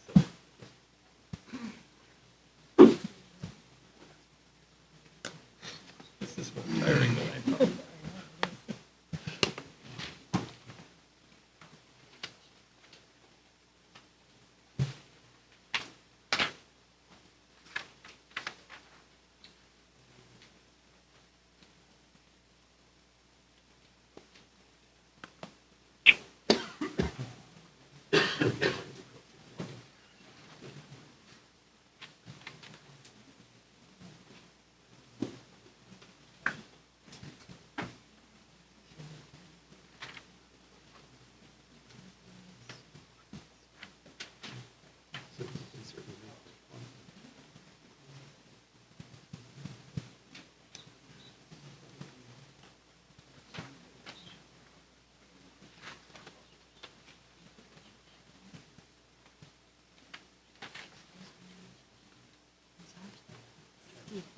Steve?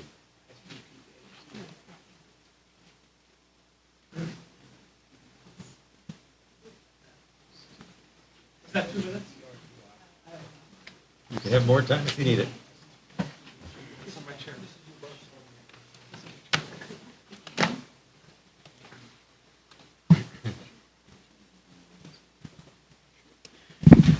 For the sake of the dignity of the Board of Estimate and Taxation, Well, I am inviting the appellant to I don't rebuttal the appeal. appreciate the commentary. This is not for the sake of the dignity of the BET, Mr. Temporary Chairman. Okay? This is looking at the rules and listening to special counsel. It's also looking at the overall picture. I don't really appreciate the commentary, and I don't think it's appropriate for this board. Anyway, upon consultation with my colleague, we are rescinding the appeal, and I'll let Mike speak for himself because he has to approve it as well. Yes. And we will proceed with the vote. The movement was prepared to withdraw her appeal. only Is the second? Well, with If there's no motion, my second's null and void, but no. I'll withdraw the second. Okay. So we are back to the underlying motion. We're no longer limited to just one remark from each member. The motion that's before you is your approval or disapproval of the panel and its members. Does anybody else wish to be heard before we take a vote? Yes. Actually, I don't have him. Sorry. Yes, Mr. Weisbrod.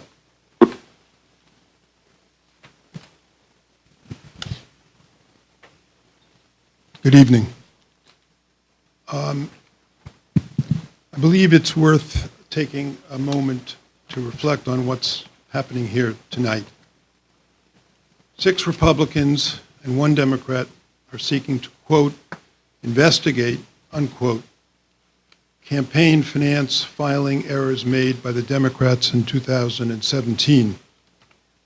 They do this knowing that the State Election Enforcement Commission, after more than a year of examination, has concluded a very thorough investigation with its findings reported in detail and publicly available on their website, www.ct.gov/SEEC. I do not seek to dwell on much of what has been reported already in the press, that the SEC concluded that the 5 Democrats for whom a new investigation is now being sought by our Republican colleagues made a, quote, accidental violation, unquote, and were each assessed a $1,000 fine. For my part, I acknowledge and sincerely regret our filing mistake.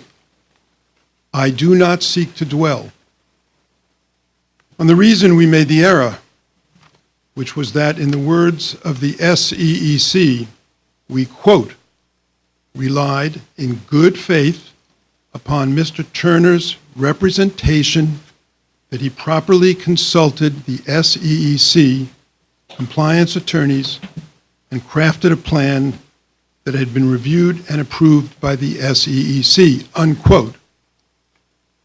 I do not seek to dwell on the fact that Mr. Turner was fined $52,000, with his campaign treasurer fined an additional $15,000. Nor do I seek to dwell on Mr. Turner's decision to refute the outcome of the SEC investigation, and we've heard more of that this evening, and to take his grievances, the grievances he has with the SEC, to our local town, allying himself with Republican office seekers to stir a pot of trouble that is of his own making.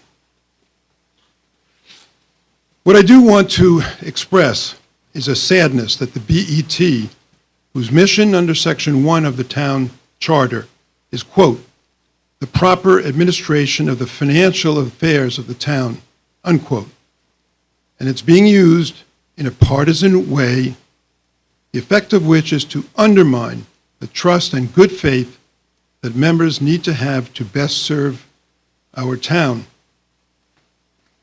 The adage that there is no such thing as a Republican or Democratic pothole has been my mantra, and the financial affairs of the town are best handled by reasonable discourse, a conversation founded on collaboration, a community whose members are committed to finding or building a shared ground on which all can stand. When that community is under assault from within, sound governance is the first fatality. In order for a deliberative body, such as the BET, to function and to attract quality volunteers, members must work together to solve the real financial problems facing Greenwich taxpayers. Using the BET to conduct a trial, a show trial, violates the norms of our town, the good faith and trust that are necessary for a democracy to function. Potential volunteers, especially capable people who value their time and want to contribute their expertise in an environment free of smearing and headline grabbing, will be turned off by such disruptive tactics. If the BET Democratic campaign finance errors made in 2017 are viewed adversely by the community, the worst outcome is that they will contribute to the loss of an election. Democracy requires political parties to know how to lose. Violating norms driven by a fear of losing has far more damaging consequences. It creates a divisive community where the important tasks of government are sacrificed. It damages our democracy itself. There is a reason Connecticut state law assigns campaign finance matters to the SEEC. A town finance board does not have the requisite experience, training, independence, budget, rigor, and oversight that resides in the SEEC. In any event, a motion was passed at our September meeting for the BET to pursue a new investigation. Our chair wisely determined that since the majority of current BET members are seeking re-election, they are therefore conflicted.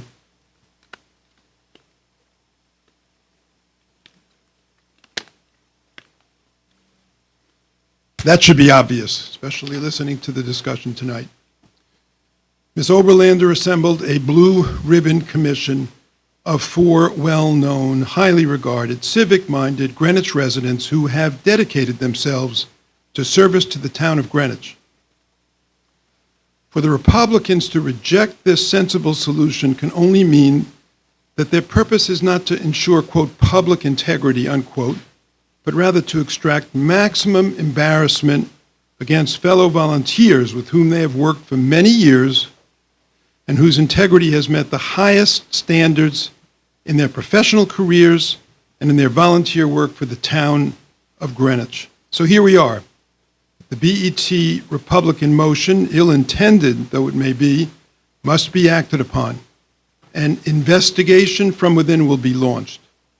Our Republican colleagues have shared little insight as to how such investigation would be done, what the cost to Greenwich taxpayers would be, what powers the BET would need to assert to compel testimony, etc.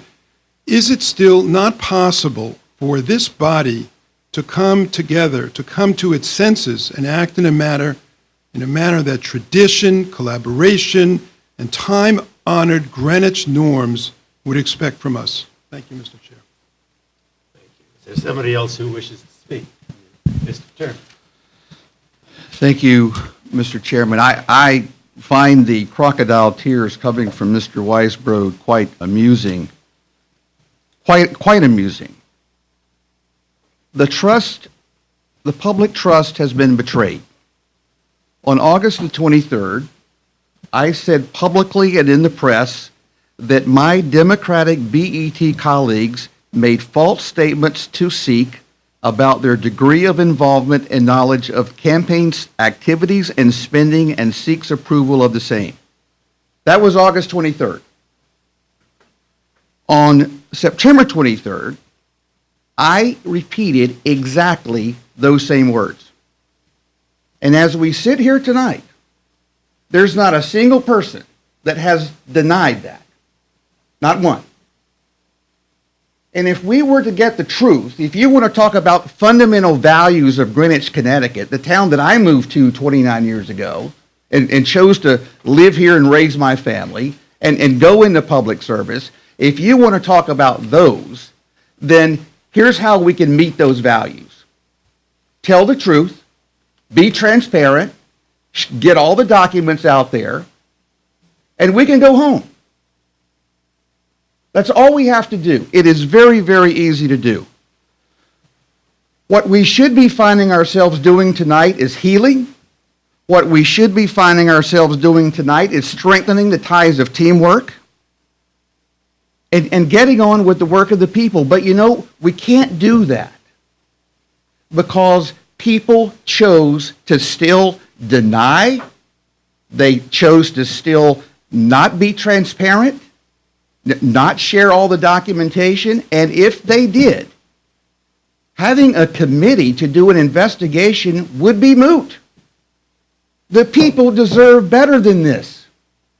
And I cannot begin to tell you how disappointed I am in my Democratic colleagues, capital D, of intentionally withholding the truth from the people. That's not what we're about.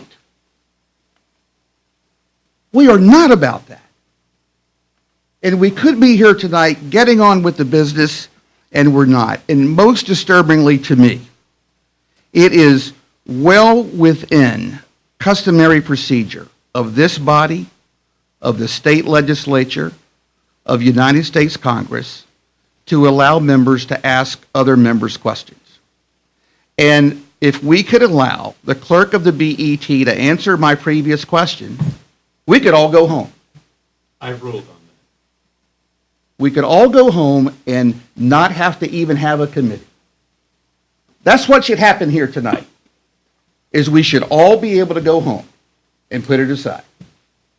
But yet we hear about Greenwich values, and well, now we're going to, I don't know what's going to happen to this vote, but we're not going to have a report tonight. We're not going to have a report probably next month.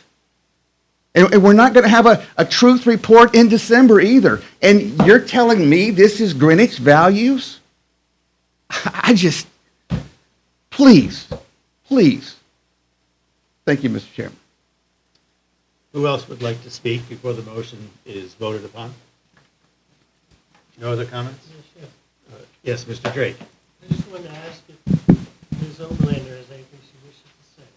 I had asked her that question. She had the privilege to speak first as the moving party, and she declined.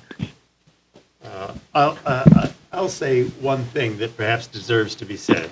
First of all, I did not interrupt your remarks, Mr. Turner, although accusing your fellow board members of a dishonesty is usually beyond the bounds and usually is ruled as being out of order, but I didn't interrupt you.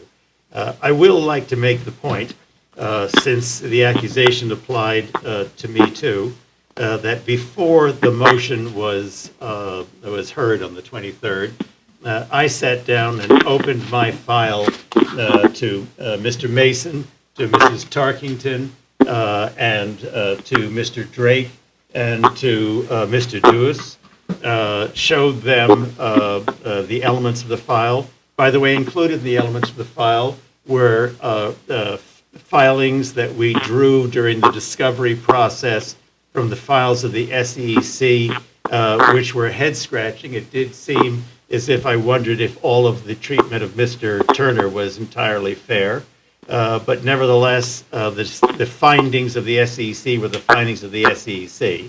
But I reject the notion that we haven't been forthright. It didn't require an investigation. My file was open even to Mrs. Fasiliotis. I apologized to her that I didn't have an opportunity to sit down, but said I would sit down with her if she liked. We haven't taken that moment. So I think people have been more forthright, Mr. Turner, than you seem to be suggesting. But nevertheless, your motion for the investigation is before us, and a panel has been offered, and there's no further comment. so I I'm- have one. I do. Oh, I'm sorry. Mrs. Pasiliotis, yes. Um, I'll recognize you. Thank you. First, I do want to state that I take my responsibilities as an elected official on this BET very seriously. I don't believe that this is a Republican or a Democratic issue. I believe that this is an issue of the trust that individuals have in this body to conduct the business of our town in a transparent manner. It's about a body that governs the financial affairs of our town. It's about truthfulness its members have and about seeking what is true. It is about a chair who has unilaterally decided to reject what the BET motion what the BET motion was and was approved by this body, forming a committee instead of a BET committee per the motion, and using Robert's rules to circumvent that motion, and also failing to allow the committee to work in a time-sensitive manner and report back to the BET by October 24th as required by the motion. This is also about the BET setting a new precedent of allowing non-BETs to do the business of the BET, something that I reject. I too echo Mr. Turner's disappointment. I had hoped this matter to have been closed tonight, but clearly this will not be done.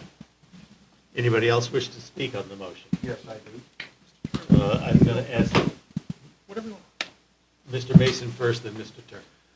So before I give some general comments, I want to say, in this whole time frame, a conversation I shared with Mr. Raymer was the most enlightening, where there was actually an agreement on the complicated conversations, dialogue, transmittals between one of our members and the SEC.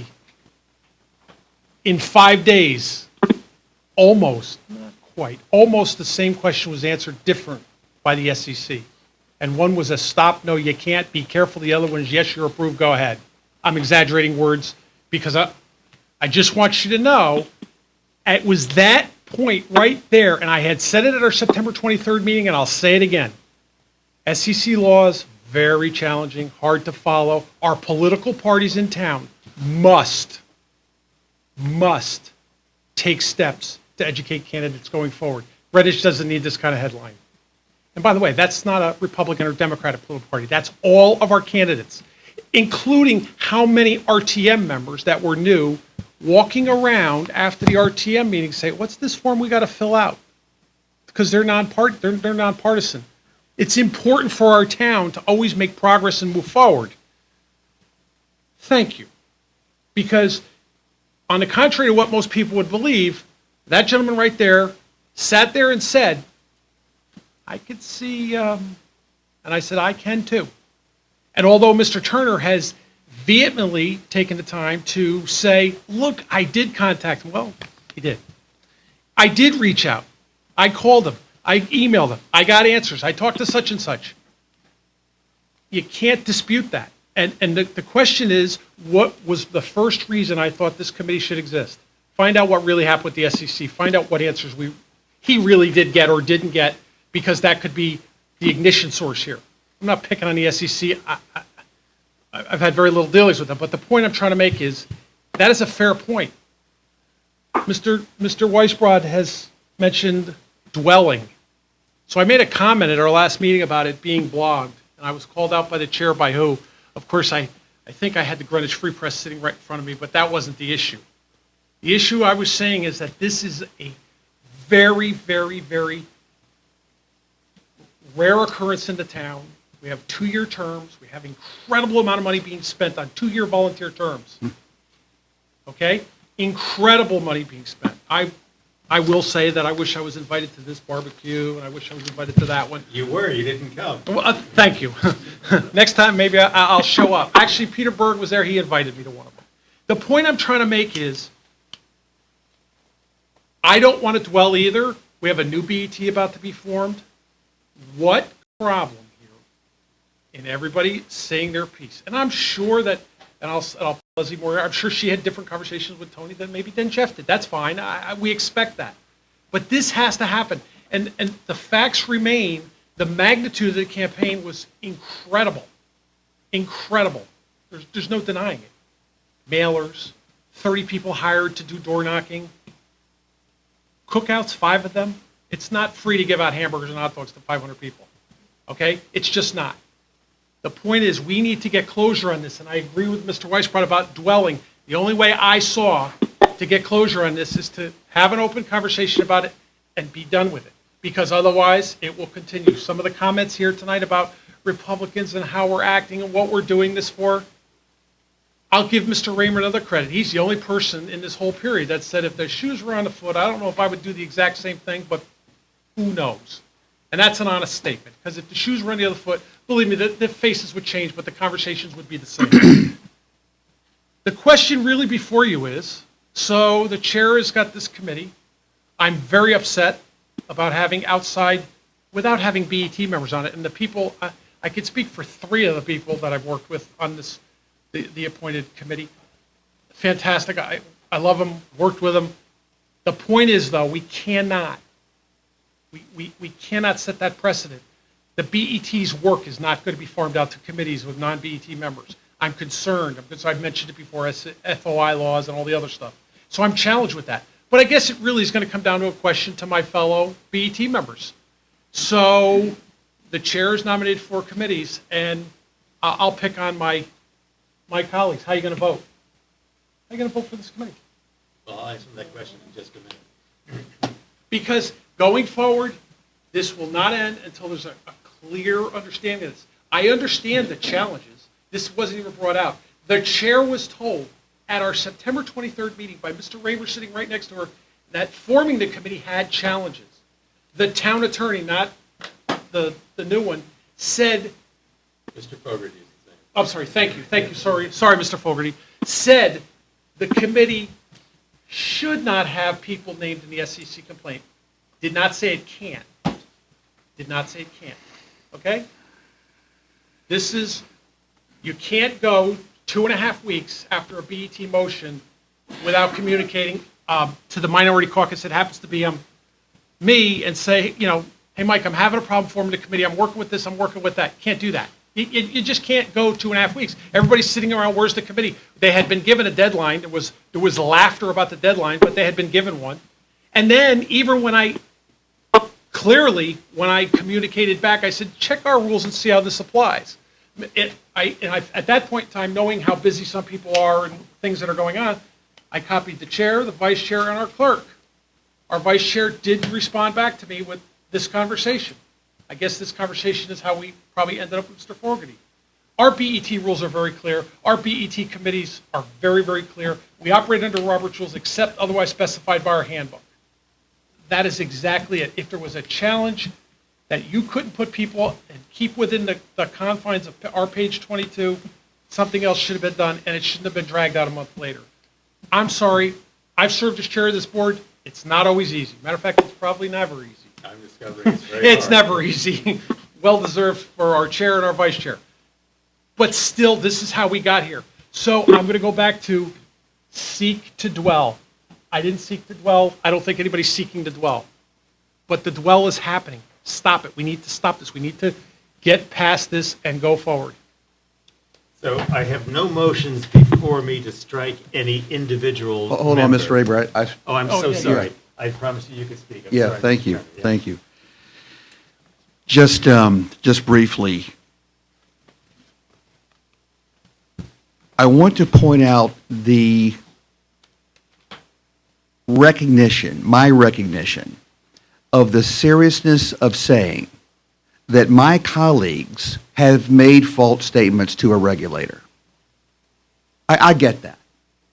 Mr. Turner? Well, Mr. hold on. Turner, you are accusing fellow members of this board. And I want to talk about the of- gravity of that, of a Mr. Raymer. fraudulent I want to talk dishonesty. about the gravity of that. Well, I appreciate the gravity of it. It is beyond the pale of what is proper behavior at a formal No, meeting. what is proper behavior is telling the truth. That's proper behavior. What is proper behavior is getting the facts out, No, not stifling conversation No, about the gravity I'm sorry. of I a member wanna give- raising an Mr. ethical Turner, I wanna question give about you the fellow broad members of latitude to what's going speak, on. but I need You know you where not I'm to coming accuse from. dishonesty. You know that I'm You're speaking out the of truth. order. I am not out of order. You are out of order. You know exactly where I'm coming from, and I want to be sure to point out that I understand the gravity of that. I understand the gravity of having to move from politics to values and not being able to give my Democratic Party the level of loyalty and cover it expected. I get all of that. And I went into this eyes wide open. That's the bottom line. Others aren't doing that. So let's be clear that I did not take this lightly. I do not take it lightly. And this dwelling thing that Mr. Weisbrod said, all we have to do is allow one person to answer one question tonight and we can all go home. No, I can't permit that. I wonder why. I'm wondering why. Calling the motion is a motion to limit debate. It requires a two-thirds vote. But I'm hoping I'm at the end of the dialogue. Is there anybody else who needs the emphasis? The operative word is need. Anybody else who needs to speak on this matter before we take a vote? So there's been no motion to strike any individual member. The motion before you is pursuant to the earlier motion. The BET chair submits the following committee for approval by the BET. William R. Finger, Bruce Angelillo, Marita Hamre, and James Lash. So your vote of yay is an acceptance of that panel. Your vote of nay is a rejection of that panel. It requires a majority vote to be approved. I'm going to call the, sorry? I'm going to call names, and they're going to give me a voice vote. Mr. Dewis? I vote no. Ms. Hess? No. Rod? I pass, and you'll get me on the way. I'll come back to you. Mr. Drake? I vote no. Mr. Mason? I'll pass too. Ms. Moriarty? Yes. Ms. Oberlander? Yes. Ms. Krummick? Yes. Mr. Raymer votes yes. Ms. Tarkington? No. Mr. Turner? No. Ms. Vasiliotis? No. Mr. Weisbrod, returning to you. Yes. Mr. Mason, returning to you.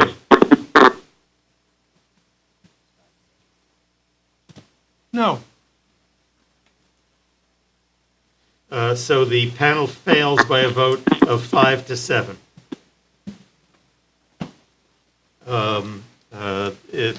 If there's nothing else to come before us on that item. Yes, there is. I'm so sorry. I'm sorry.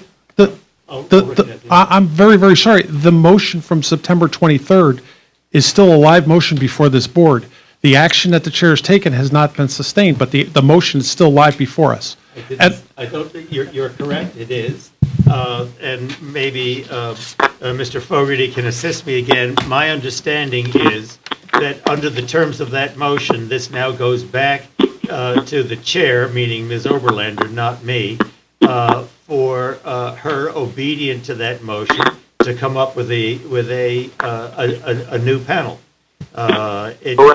Yeah, do I have that correctly, Mr. Fogarty? Yes. The time element is not specific, so the understood request is with all reasonable dispatch. Is that a fair statement also, Mr. Fogarty? Yes. Are you sorry you took this case, Mr. Fogarty? Not at all. I've learned quite a bit. Yeah, I enjoy part of the process. If we take any longer, this board is going to have to change the mill rate. Are we done with Mr. Fogarty? Are we ready to pass to other items on the agenda, Mr. Mason? Am I going to elect the chair again? No, not yet. You have the meeting. No, I don't have the meeting. I believe I've concluded this matter, and I'm going to return the gavel to Ms. Oberlander. And I'm going to disconnect the call. Yeah, thank you very much, Mr. Fogarty. Thank you, Mr. Fogarty. Thank you.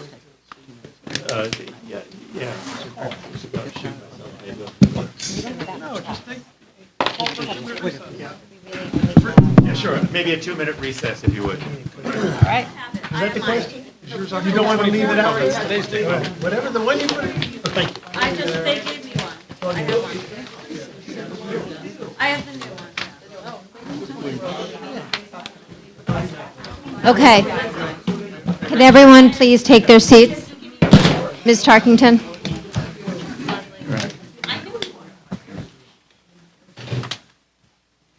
Okay, we are We are back in session 9:06.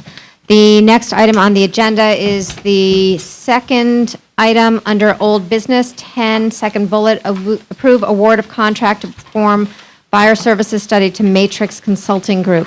Mr. Minarski, can you, I know it's in your controller's report, but can you give us a summary of the actions of the evaluation group and the recommendation? Yeah, it's on the first page of the controller's report, but there was a committee formed in the late spring, early summer, and they put together, I initially put together a scope based on other RFPs from other towns, and the chair, Ms.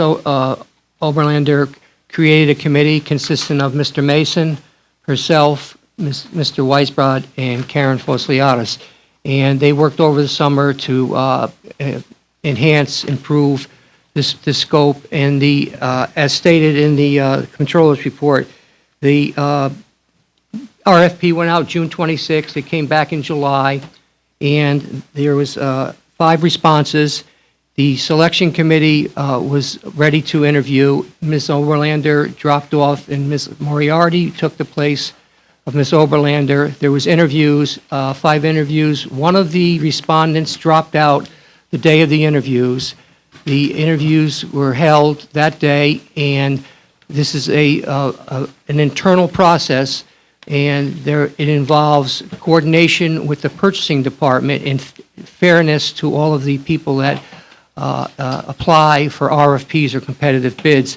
And there's a scoring system, and the 4 interviewers came up with a score that put Matrix Consulting as number 1. So what you have before you tonight, and it's important that you look at the front page of the controller's report because you have an option. The budget is $75,000, but like we did with the cyber defenses, where we went over by $2,000, you have additional monies in your budget of up to $500. So you have before you a recommendation from the committee, if I can take that liberty, Yes, fine with me. to the full BET to award a contract to Matrix for either $64,500, which is the basic scope of services, and if you so desire, you could add $12,320 for an optional scope of services, which is a review of the organizational structure, which comes to $76,820, which is only $1,600 above the what was approved during the budget process.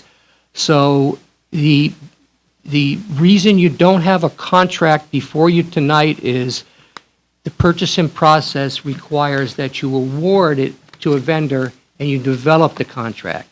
So if you select Matrix, the contract will be developed. It'll go through the insurance requirements, the law department, and we will hire Matrix. And you will be, I guess there'll be a new BET in a couple of months when the new vendor comes on. And I'm going to make the assumption that there will probably be a team, special projects teams assigned to monitoring the work of the Matrix in the fire study. Mr. Mason. So, first of all, thank you. I was one of the special project liaisons on this committee. That was a joke. We need to smile. So, as I understand it, what's before us tonight is we can pick or not pick Matrix, and we have to decide if we want the optional. Correct? So a proper motion would be, I make a motion, we accept Matrix and we accept the additional scope of service. You're awarding Matrix with the scope that's in the RFP, and you have the option to add the additional work. His motion, he makes a motion and it includes the additional work. He can do that, yes, yes. Okay, so we have a motion by Mr. Mason, seconded by Mr. Raymer, to accept an award of the contract to Matrix, whatever the full name is, Matrix, in the amount of $64,500 for the base scope of services with an additional allocation of $12,320 for the optional scope of services. I'm going to open it up to discussion. Ms. Tarkington. So I have a question here. I'm not aware of this board actually approving individual vendors in the past. I thought we had relied on our special committee members or liaisons or special committee member for the Eastern Greenwich Civic Center or whatever. But alternatively, is this something that is conditioned, and therefore, rather than approving the vendor, which I'm going to rely on my BET colleagues, we should be releasing funds, and I would, if whatever, be prepared to release the maximum of whatever it is that they're asking for. Should we be releasing conditions? I think, is this a question for the chair or a question for Mr. Menarski, rather than actually selecting a vendor? Because in the past, I'm not aware of us specifically, approving vendors, but certainly I want to make sure that this, fire study can proceed with whenever the committee is ready to, put the whole plan in action and move ahead. So I do have a question, Madam Chairman, and again, I'm not sure if it's for you or for Mr. Menarski or through Yeah, you Mr. to Mr. Menarski. Menarski. Well, there's two parts to that. First of all, you do hire the auditors. It's through the audit committee. So this full BET selects the auditors. And in the past, before we went to the outsourced chief investment officer, you hired all the money managers for the retirement board. Now, the second part to your question, you are correct. There's $75,000, and if you recall, in July, with a different project, with the invoice processing, you released $10,000 of that money. So there's two parts to this. You're releasing money, but you're exceeding it because it was conditioned to 75. You're awarding an additional $1,680, or whatever the amount Again, comes to. Ms. I also want to respond. Ms. Harkington, if you recall, and maybe you don't, when we first were working, when the project team was working on the scope of services, there was concern about BET being given an opportunity to approve the contract. That's actually why it came back. I think you might have actually been one of the members who said they wanted to have the proposal come back to the full BET for the BET to opine on it before we entered into the contract. So that, in addition to the additional scope of services, it was pursuant to the request of BET members to have this specific vote. So is it possible then to, again, I believe that at that time it was just two persons, and now it's, 4 BET members working together. So I have no issue with that. Can we then amend the motion to add the release of funds under the condition to the amount that the committee or whatever we call this group would need for this, and release the conditions tonight and do that second part too? Or do you want to do it as a two-part approval? That's a question to you, Mr. Mason. That was your motion. I'm not sure you understand or I understand what exactly Ms. Tarkington. To make sure we have a release of conditions for the funds. There's a motion on the table that's been seconded. Mrs. Tarkington has raised what she's treating as a motion to amend to add a condition, and it hasn't yet been seconded. Not to add a condition, I think, to release a To condition. release conditions so that the funds are available. Right now, we're approving the vendor, but the funds are conditioned, and it seems like it would be timely to condition. So I'm trying to find out, to release the condition, I'm trying to find out, do I amend, this is sort of a question thing. Do I amend this motion, or do we separately then do a second motion after this in order to make sure this fund's available? So I can amend the motion? Mr. Mason. So we're all clear. The motion is to award, increase for that added scope, and Ms. Tarkington's motion to amend would be to also release the condition in our budget book for this year. And do you agree to that? Oh, I agree. We have to take a vote on that amendment unless you decide that you were, that. I because agree of with the that. condition. All right, so that's a clarification of, yep. Just one further question.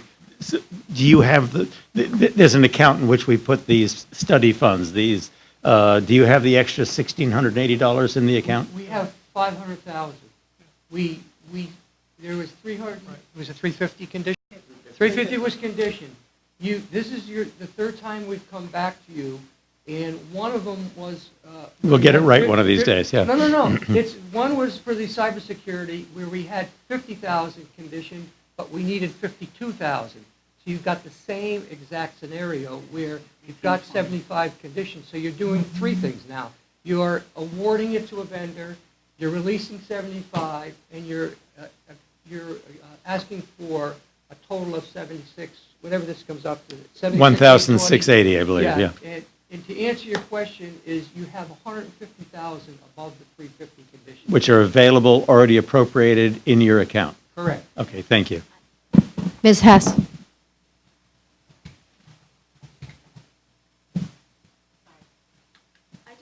Is it, technically, the way the whole process, the RFP process works, technically, it's more a formality in terms of approving the vendor, right? Because we went through this whole process, and it was graded, and we've decided who this vendor is. So it's part of we asked the BET, we had asked that the BET approve it. It's a formality, because technically, it's not like we'd have a choice in somebody else. No, we could reject the entire, the award and rebid it. And So I'll go through the you entire either process. vote to go forward with this vendor, or if we are going to continue with the fire services study, we would need to rebid it and start the process again. Thank you for the clarification. Ms. Moriarty? On the substance, because the original scope of work was not, may have been circulated, but can someone who is in on writing or knowledgeable about the scope describe what's expected by the optional, the alternate part, the organizational structure? What are we looking for? I need the matrix. There's a paragraph in there, what it would be. I know. I've got two copies. The answer is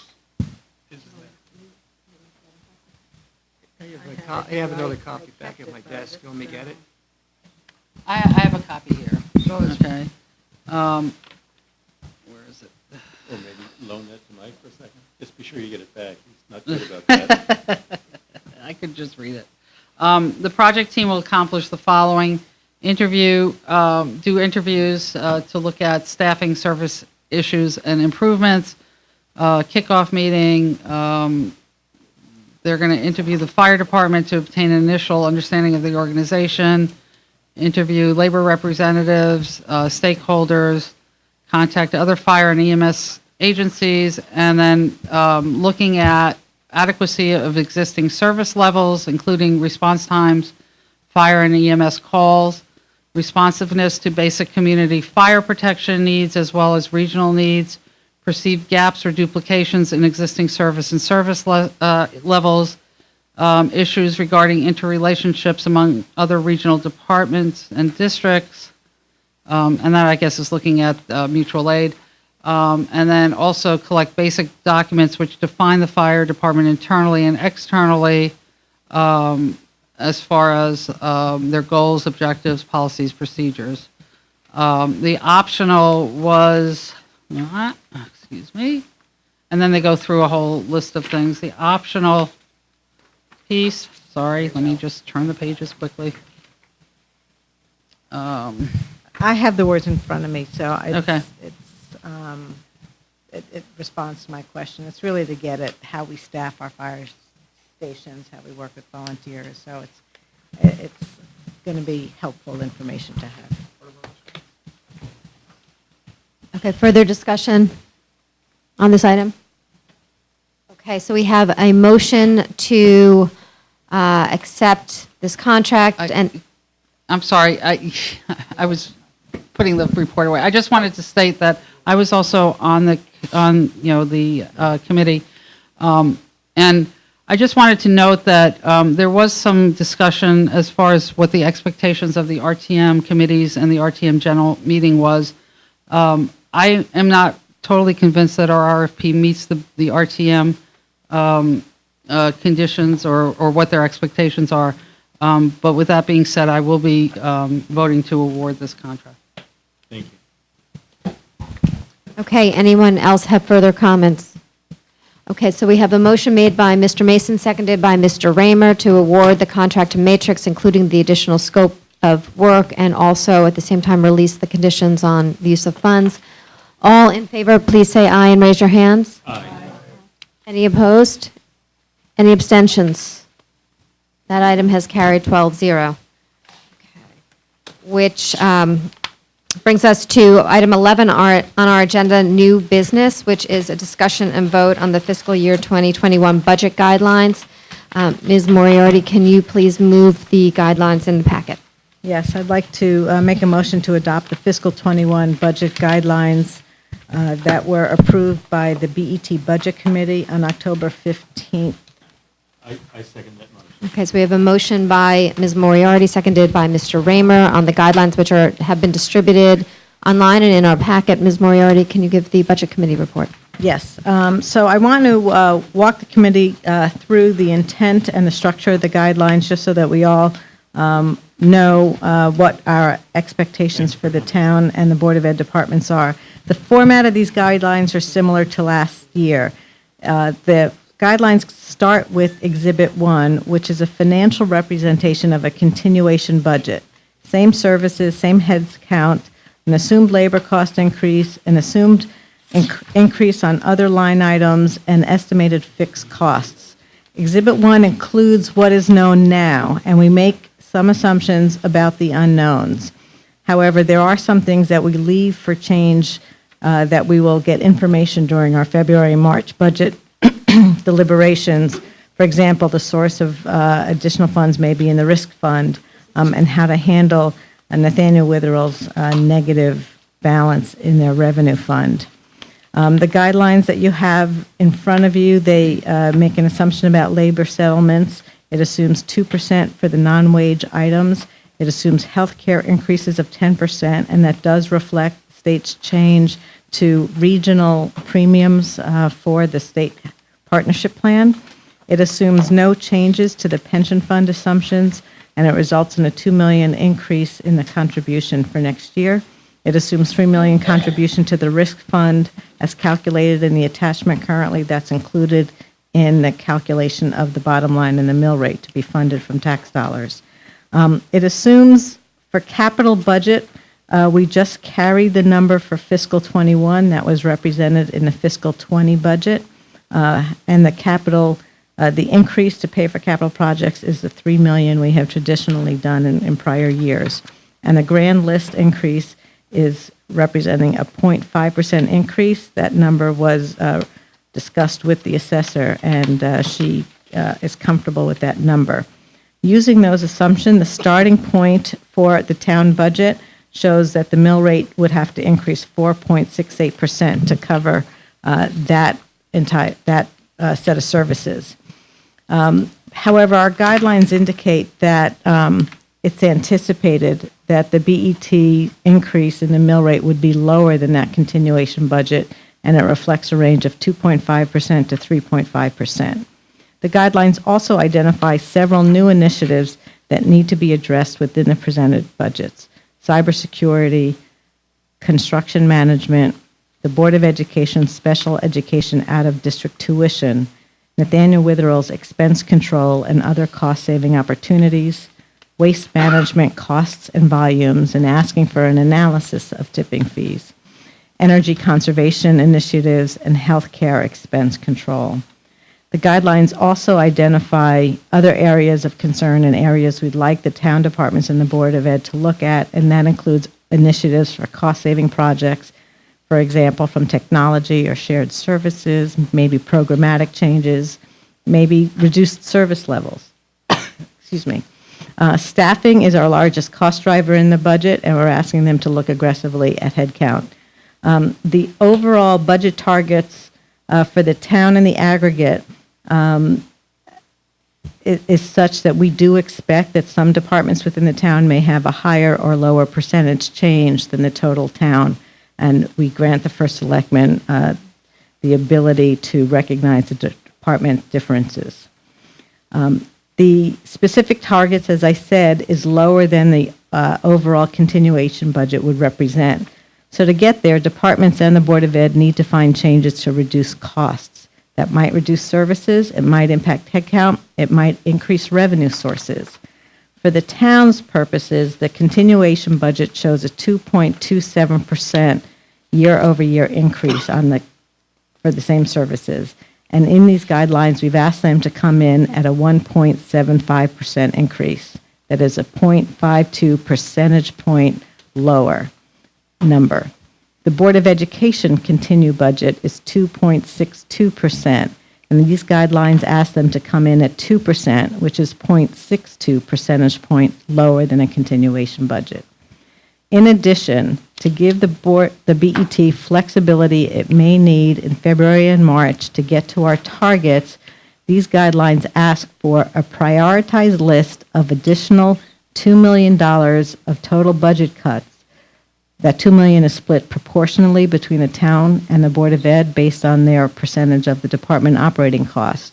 That prioritized list is intended to come from the Board of Ed for their portion and from the First Selectman for her portion. Last year, we asked departments to provide us with that information, and we didn't really get usable information. We want the head of both those areas to be able to help us make choices. Turning to capital, as I said, we referenced the fiscal 21 projection from the fiscal 20 budget is significantly higher than fiscal 20, but we do want more of a focus on an action plan for all the open appropriations. We're asking for status, expectations of timing for those projects, and the ability to implement. We did that last year and had a discussion over each project, and we'll continue to do that and maybe hone in on more specifics this year. We asked the First Selectman to reinstitute a process for prioritizing projects. It may be what looked like the old CIP committee, or it could be a new system, but the BET would benefit from understanding priorities within the town and within the Board of Ed. On the Board of Ed side, we certainly asked for a review of the master plan, the cost estimates, the timing, and asked for an actionable plan. There were some concerns over what was presented last year really couldn't be implemented in the time frame it was proposed. We also expect implementation of the new capital processes at the Board of Ed and ask for more information about that to understand how it's being rolled out and how that will change the actions within the Board of Education as they work on their projects. We expect the Board of Ed to give us the report on reimbursement status. The controller does that monthly, but it's really the responsibility of the Board of Ed to follow through.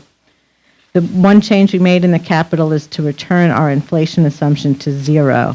And the reasoning here is that we don't make a change in the interest rate assumption in our debt model that would also be impacted by inflation. So while the capital numbers for out years are going to end up to be lower than they would turn out to be, it gets complicated to have an inflation assumption and then also have to make an interest rate assumption. It just simplifies it by returning it to 0. And Roland will be much happier if we do that. This is not a status quo budget, and it's represented as that in the guidelines. That's really the background and the thought process behind what was adopted by the Budget Committee 4-0. I believe there are a few amendments to be considered tonight for the guidelines. I can make the first one, or do you want to talk about the budget guidelines in total? No, why don't you start with the First Amendment? Okay, so the first amendment I'd like to make is on page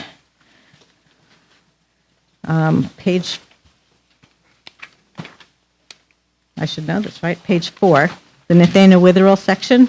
I want to add a sentence that says, during budget deliberations, the BET will adopt a plan to fund the existing negative balance in Nathaniel Witherell's revenue fund. I'll second that. I'm sorry, I'm not finding that. Page 4. It's going to be on page 4 in the Nathaniel Witherell section that says that it's a dot point. It's the carryover, is it the carryover paragraph on the top of page 4? The bottom of page. I am looking at the wrong version. Okay, hold on. Each one of you has a new version in front of you, Beth? I only have the Right. Well, we're going to Yes, work, we're going to sorry, work from the. It is the yeah. one that's in the packet, it's We're the working from carryover. the version that was distributed Yeah, in the I don't packet. know what It's happened the to carryover paragraph on Nathaniel Witherall. Starts on the bottom of page 3, it carries over to the top of page 4. And Ms. Moriarty, where are you proposing to make a change? Just at the end of that particular paragraph on Nathaniel Witherall. To add language? To add that language that I just stated. During budget deliberations, the BET will adopt a plan to fund the existing negative balance in Nathaniel Witherall's revenue fund.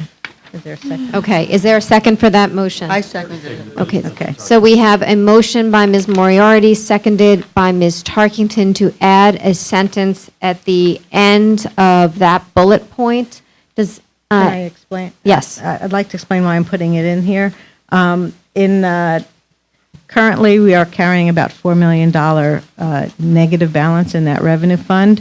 The auditors will be looking for the town to have a plan to address that.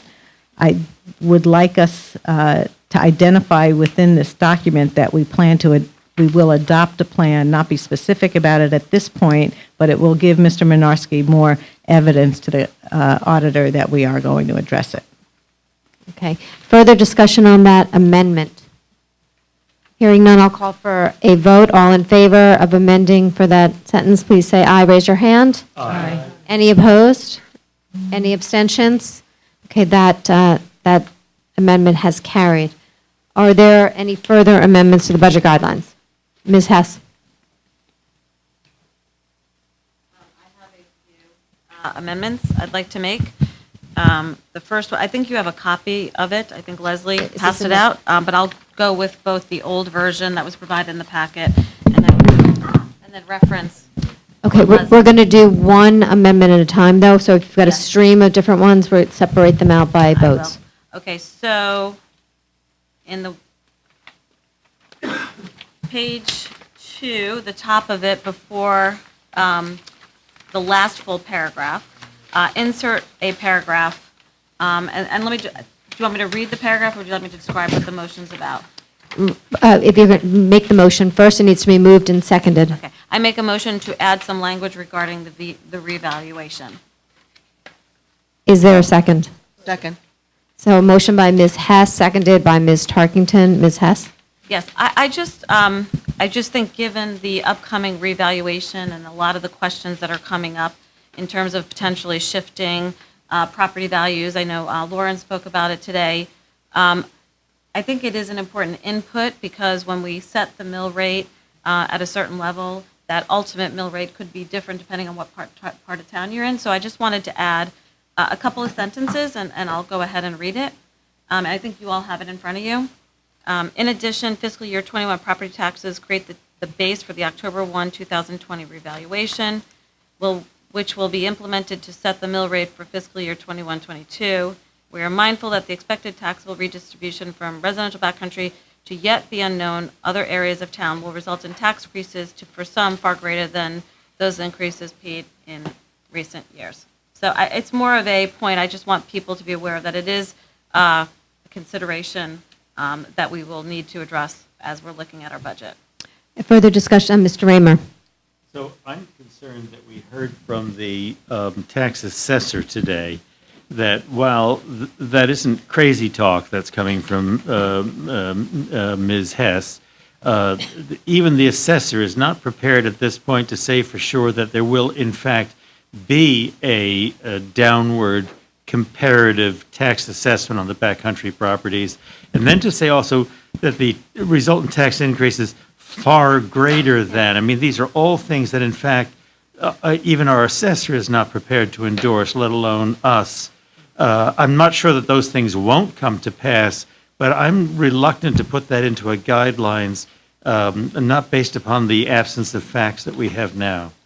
May I, please? Ms. Hess? So I don't actually disagree with you based on what Ms. Elliott said earlier, and I contemplated deleting it, and maybe it could be softened or just it's a shorter sentence, but I think it's late, and I'm not sure that we really want to sit here and wordsmith. I do think the concept's an important one, that we need to be mindful that this revaluation is going to happen, and it could shift property values, which will make the change, the mill rate, potentially more significant to different parts of town. So Can I? Ms. I'm Ms. sorry. Crumick was, Okay, you raised your sorry. hand, right?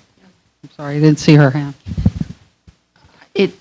I think it would be more effective if we accepted the first sentence and deleted the second sentence, which is subjective at best. I mean, I do think we are going to have to consider the revaluation as I'm we go willing to forward. amend my motion to delete the second sentence. Oh, and- before you do that, can I? Yes. I'm sorry, I think Ms. I have. Vasiliotis. I think I have a compromise that possibly could work if people were of mind to. Instead of saying. Where is your compromise when we needed you earlier? For the last sentence in the last line in that paragraph, instead of saying will result in tax increases, may result in tax increases for some taxpayers. So the sentence would read, we are mindful that the expected tax redistribution from the residential backcountry to yet unknown other areas of town may result in tax increases for some taxpayers. I don't Mr. know if Raymer. that's- Well, you know, the fact of the matter is that it's a zero-sum game. And when revaluation shifts value from one neighborhood, as that neighborhood perhaps sinks and another increases, the total taxes are all the same. The distribution is just different. And so for you to focus on the fact that some taxpayers will be facing increases, yeah, and other taxpayers will be facing decreases. And in the net, that's going to be, as I said, a zero-sum game. I don't know why I'm focusing on the bad news side of increases. What's going to happen is there's going to be some there's going to be some property tax redistribution as a result of the revaluation, and that's really all that we ought to be saying. Okay, That's not fine. covered in the first sentence. You could add something that says there'll be some redistribution as a consequence of that. That's a true statement. Okay, that's fine. Ms. Hess? I'm okay to modify my motion to make that change. Is that the So, best way to do it? do you want to withdraw your motion, and if you want to add a different one, then we'll add a different one? Instead of amending your motion. That's fine, I can withdraw, and then I'd actually. And I be- So- second it, and I. Okay, so that motion's been withdrawn. Is there a second motion you want to Yes, make? sure. Ms. Hess? Yes, somebody second it? Well, what is Oh, I'm what going is to it? make a motion for new language. In the same, can you be more specific? Yes. In addition, fiscal year 21 property taxes create the tax base for the October 1, 2020 revaluation, which will be implemented to set a mill rate for fiscal year 21, 22, which may result in some taxable redistribution for the residents. I believe, Mr. Raymer, that is what I'll you said. second that gladly. Thank you. Okay, so we have a motion, Mrs. Tarkin did a second. okay, we have a motion to add a sentence before the ultimate paragraph of the introductions section to read, you added a word tax actually too, so from the language we have, in addition, fiscal year 21 property taxes create the tax base for the October 1, 2020 revaluation, which will be implemented to set the mill rate for the fiscal year 2021 to 2022, open paren, fiscal year 22, close paren, which may result in Taxation redistribution among the residents. taxation redistribution among the residents. Okay. Any discussion? Okay. Yeah, Mr. Weisbrod? I'm not sure we need it. I think it's superfluous, so I would not be in favor. Okay. Any further discussion? Okay. All in favor, please say aye and raise your hand. Aye. Okay, so I'm going to, you know what, I'm going to have to, all right, so Ms. Vasiliotis? Yes. Mr. Turner? Aye. Ms. Tarkington? Aye. Mr. Raymer? Nay. Ms. Crumick? Yes. Ms. Moriarty? No. Mr. Mason? Mr. Drake? Mr. Weisbrod? No. Ms. Hess? Yes. And Mr. Deuce? Yes. And I am a no. Okay. So that motion has carried 8-4.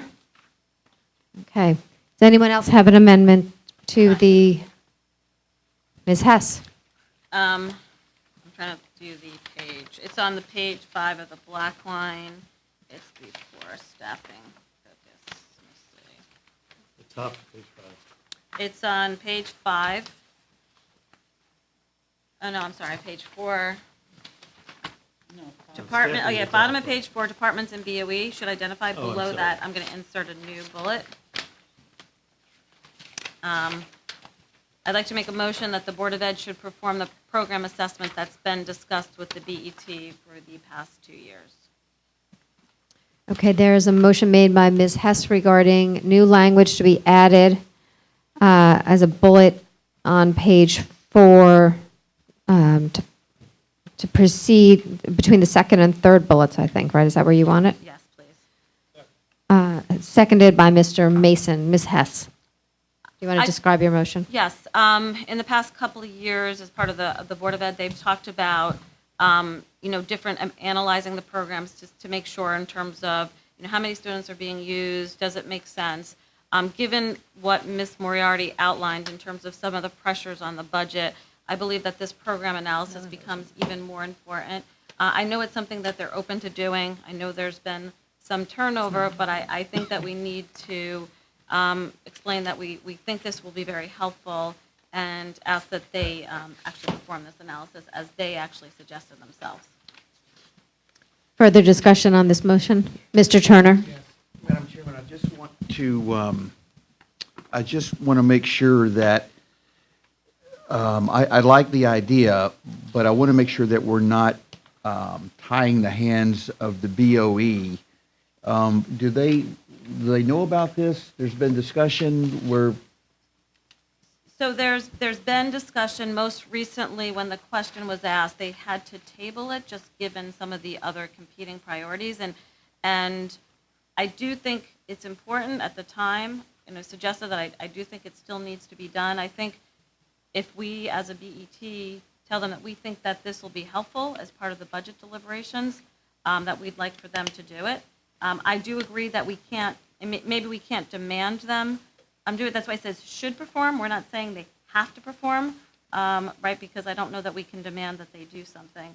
But I would like to, maybe we could say we'd recommend that they do, but I do think it'll be very helpful, especially in the upcoming budget deliberations. Good, thank you. Ms. Moriarty?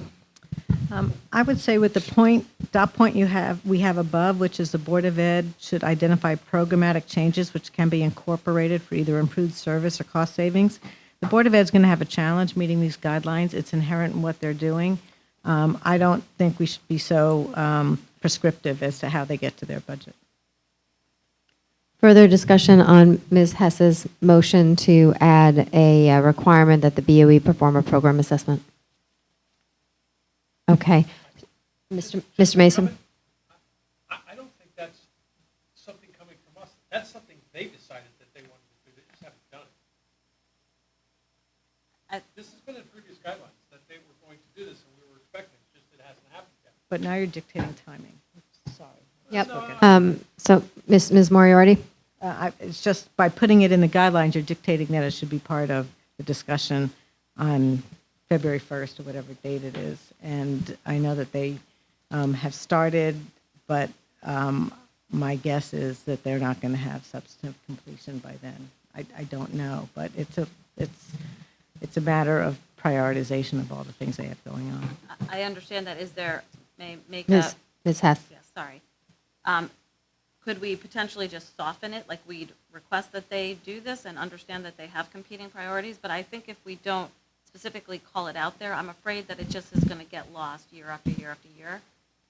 Well, I'm going to suggest that maybe the education liaisons could help them and have that conversation as opposed to putting it in the budget guidelines. Is that something that you would consider? Can Ms. Vasiliotis? I try again?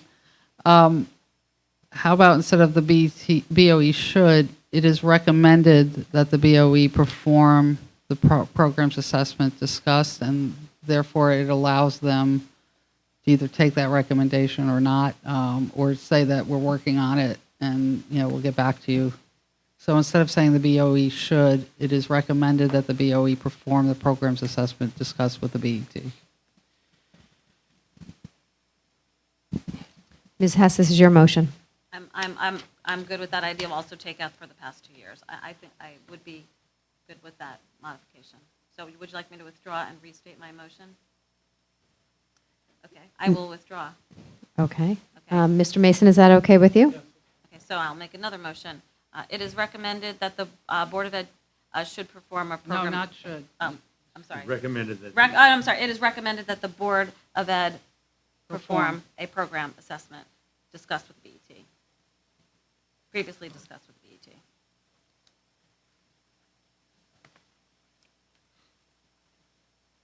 The program assessment or a program A assessment? program assessment. A, Yes. a program assessment. Previously discussed with BET. Is there a second to that motion? Second. Okay. Made by Ms. Hess, seconded by Ms. Tarkington to add a bullet in between the second and third bullets under cost-saving initiatives and process efficiencies as was read. Further discussion? Okay, so I'm going to call for a name vote. Mr. Deuce? Yes. Ms. Hess? Yes. Mr. Weisbrot? Mr. Drake? Yes. Mr. Mason? Ms. Moriarty? No. Ms. Crumick? No. Mr. Raymer? No. Ms. Tarkington? Yes. Mr. Turner? And Ms. Fasliotis? Yes. And I am also a no. And that motion has carried 7-5. Okay. Do you have any others, Ms. Hess? I have one other one. It's down, next page, page 5, right on, before the department, each department in the Board of Ed. I'm sorry, where is it? So on the top of page 5, right. But right before the last bullet point, you mean? Yes, please. Okay. I'd like to make a motion regarding the withdrawal, in terms of the, I'm sorry, I'm a little slow in the uptake here. Can you tell us again where this is going? At the very top of page 5, before the initial bullet, so it'll precede that I don't have bullet. bullets. I have a paragraph number 2. No, but you have a bullet on top of it. Oh, you're not looking at the original. No, we're looking at the one that was in the packet. The one that's in the packet does not have bullets. The bullets are on the version that Ms. Tarkington distributed. No. Say the bottom of page 4. All right, so I look didn't at the bottom of change page things. 4. I think maybe you printed it. Did you print it at home, Jeff? Maybe? No, the printing follows what we received in the packet. Yes, I printed it at home, but it matches exactly what came in the packet. So the one, the Yeah, bullet, Right there, Yeah. right after It's- that it's- one, it's right at- here. It's at the bottom of page 4 on the version that was in the packet. That's what you said, that's what she said, the same No, as I the was top told of top page of page 5. 5. That's Well, we've come on to the I just can't win, I guess. right. No, that's all right. It's all right. Keep going. Okay. Good, Ms. you need help. Ms. Hess? okay, so, and I'm going to modify this a little based on what you have a hard copy, only because of what Alan said to us earlier today. Nathaniel Witherall should provide supporting information on its implementation of the operating recommendations from HTG and PKF studies and/or operational issues that result in, I'm doing this on the fly because he did tell us he's going to deliver to us, that results in changes to revenue and expense projections. And then the second, so I just, Wait, can you read that again? sure. Nathaniel Witherall should provide supporting information on its implementation of the operating recommendations from HTG and the PKF studies and/or other operational issues that result in changes to revenue and expense projections. The maximum subsidy for fiscal year 20 is expected to be $3 million, and the fiscal year 21, $3 million is also not. This wording is a little awkward. I would just say that the maximum subsidy for both fiscal year 20 and 21 is not expected to exceed $3 million.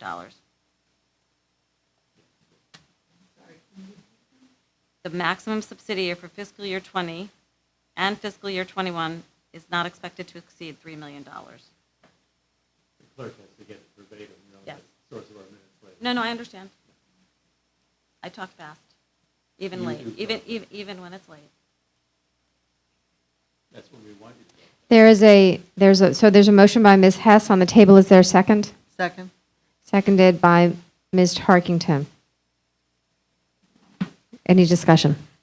So my point here is the Witherall has been running in excess of its kind of projections year over year. There have been a number of suggestions that have been made from the studies that have been done. Alan suggested that they're going through it and they're identifying the ones that they think would be helpful. So it's really a two-part process. One, just making sure those recommendations and how it relates to its operations, its revenue expense.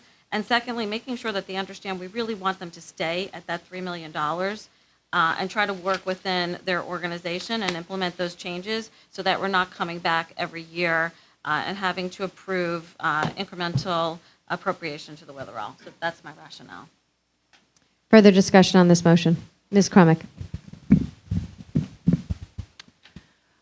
I'd like to delete that last sentence. I think putting that in, when we've got a skilled nursing facility that's got a lot of regulations coming down the pike right now, and no one can tell us that it's not going to have some kind of an impact that might affect their budget and the subsidy that the town provides each year. So I don't think this really accomplishes anything.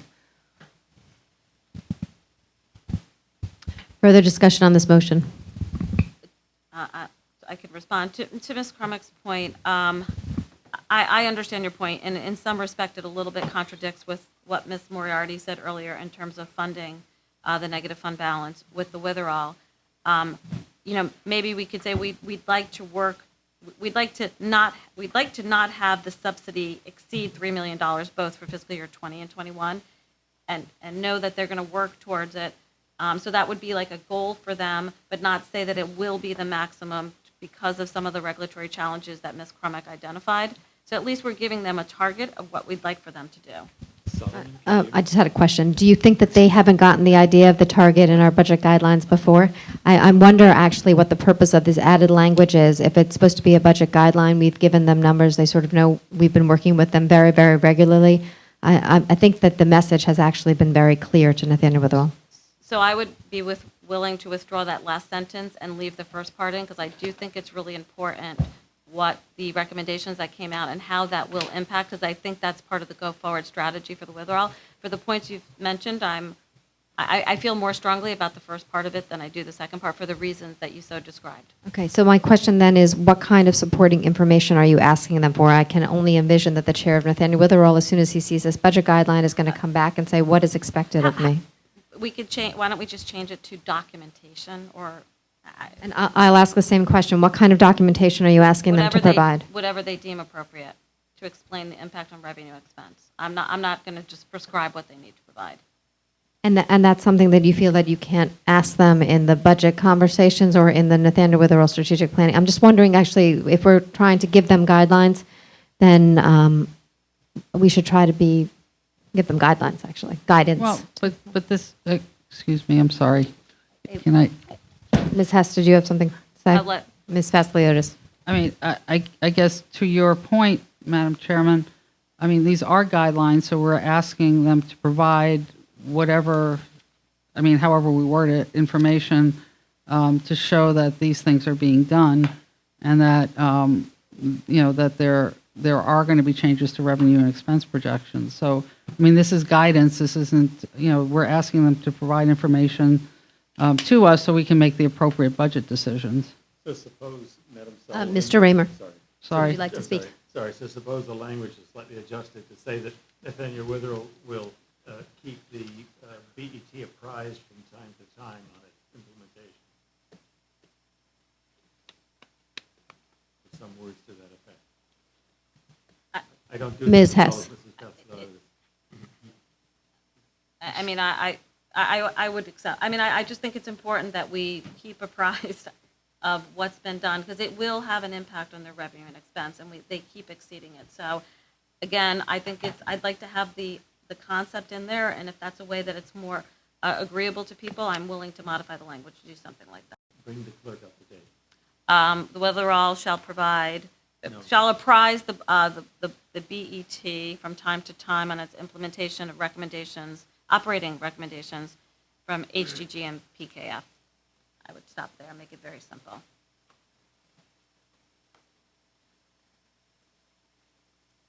So But this is a question, so this was so you've changed the motion now, the Nathaniel Witherall shall apprise the BET from time to time. On its implementation of the operating recommendations from HGG and PKF. And Ms. Tarkington, I think you were the second for that? I will second the new recommended resolution. Ms. Moriarty? My only comment is these are intended to dictate the creation of the budget and the discussion we plan to have in February and March. So this shall apprise the BET from time to time just makes them uncertain that we're going to call them every month to come in and talk to us. I'm not sure that that's budget guidance. How these operating recommendations will impact the budget. I mean, really, that's the issue. And I think these recommendations have been out there for a while now, and I think it's important that we understand how it will impact the operation. So, I mean, I don't know if you have a better suggestion. I just, go ahead, Ms. Moore. I'm sorry. I can't, not my. Ms. Tarkington? Perhaps Mr. Raymer is agreeable, would just drop the from time to time, and that would sort of. I have no part in this. I was only trying to You suggested it. Well, And now I'm suggesting that now I hide from it. So, perhaps that isn't as important, and it is budget guidelines. I agree with Ms. Moriarty, but I think that we'll hear from them in the interim, and maybe next month, and, I think that will be more strategic, but perhaps they should also have a section on operating. So rather than say from time to time, just drop that part of it and make sure that our BET, our Nathaniel Witherall liaison is advising them that they should, when they come next month on the strategic, also include something on operating, sort of in the spirit of this particular guidance that's being provided also in the budget guidelines. So I'm just looking again at the lead-in to this, which is additional areas for consideration. These items should be considered when developing fiscal year 21 budgets. Number one, cost-saving initiatives. BET requests the following. So it's all in the construct of when they're developing their budget, they should consider, so I can understand you might want them to consider the implementation of operating recommendations from HGG, but that's not the reporting and the supplementary documentation. So I understand what you're trying to get at is getting additional information, but I don't know that this is the right section or the right format for it. So when developing their budget, they should be taking into consideration the operating recommendations from HGG and PKF. So I can reword it, okay? I could, if you want. I mean, Well, I just think it's not clear what you're asking for. You started off saying that you wanted them to provide you background information or backup information or a detailed description, and now you want them to just consider the implementation of the operating recommendations. So I'm just trying to understand and how they're going to read it and try to understand what you're asking for. Thank you, I appreciate the clarification. The point is that when they create their budget, right, because they don't just, even though there's a one number line item for how much subsidy we give them, there is a detailed budget that the Witherall provides to us.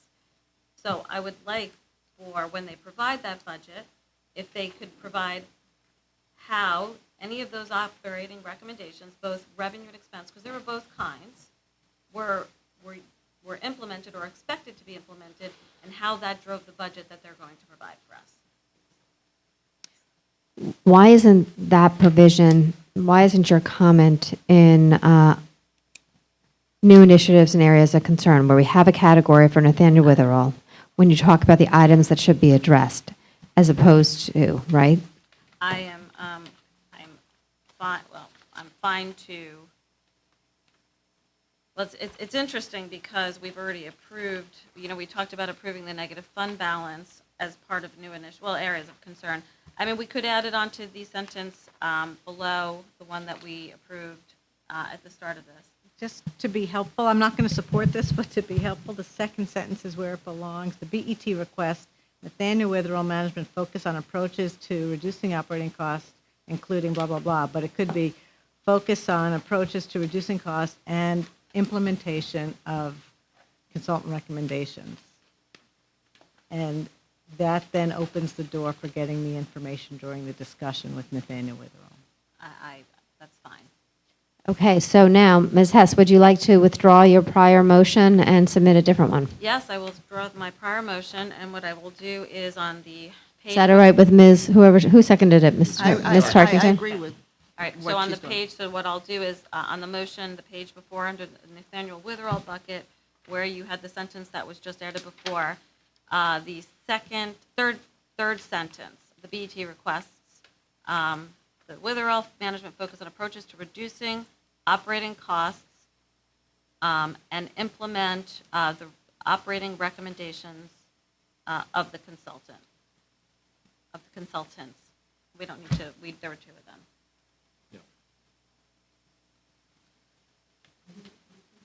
Please repeat that. After to reducing operating costs, comma, including implementing the operating recommendations by the consultants, comma, including a revised blah, blah, blah. Is there a second? Second. Further discussion?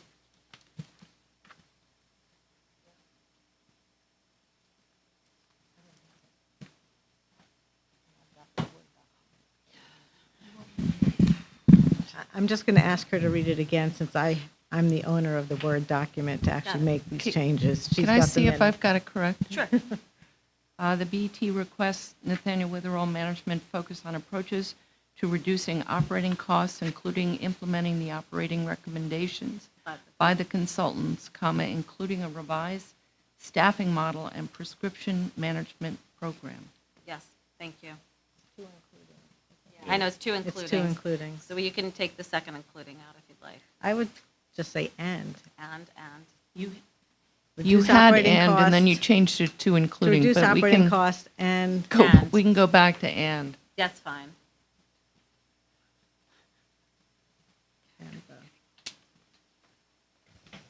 Okay, further discussion on this motion? All right, I'm going to call for a name vote. Mr. Deuce? Yes. Ms. Hess? Yes. Mr. Weisbrod? No. Mr. Drake? Yes. Mr. Mason? Yes. Ms. Moriarty? No. Ms. Crumick? No. Mr. Raymer? No. Ms. Tarkington? Yes. Mr. Turner? No. Ms. Vasiliotis? Yes. And I'm also a no. That motion has failed. 6-6. 6-6.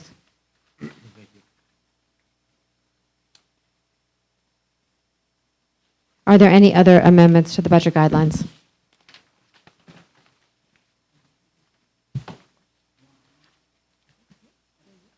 Oh, sorry. Yes, I have one. Ms. Vasiliotis? Under, which number on the original one? Sorry. DOE certified staff. Under, sorry, wait a minute, I'm just, okay, under page, on 5 on the original, under, on BOE certified staffing, provide the following revised language.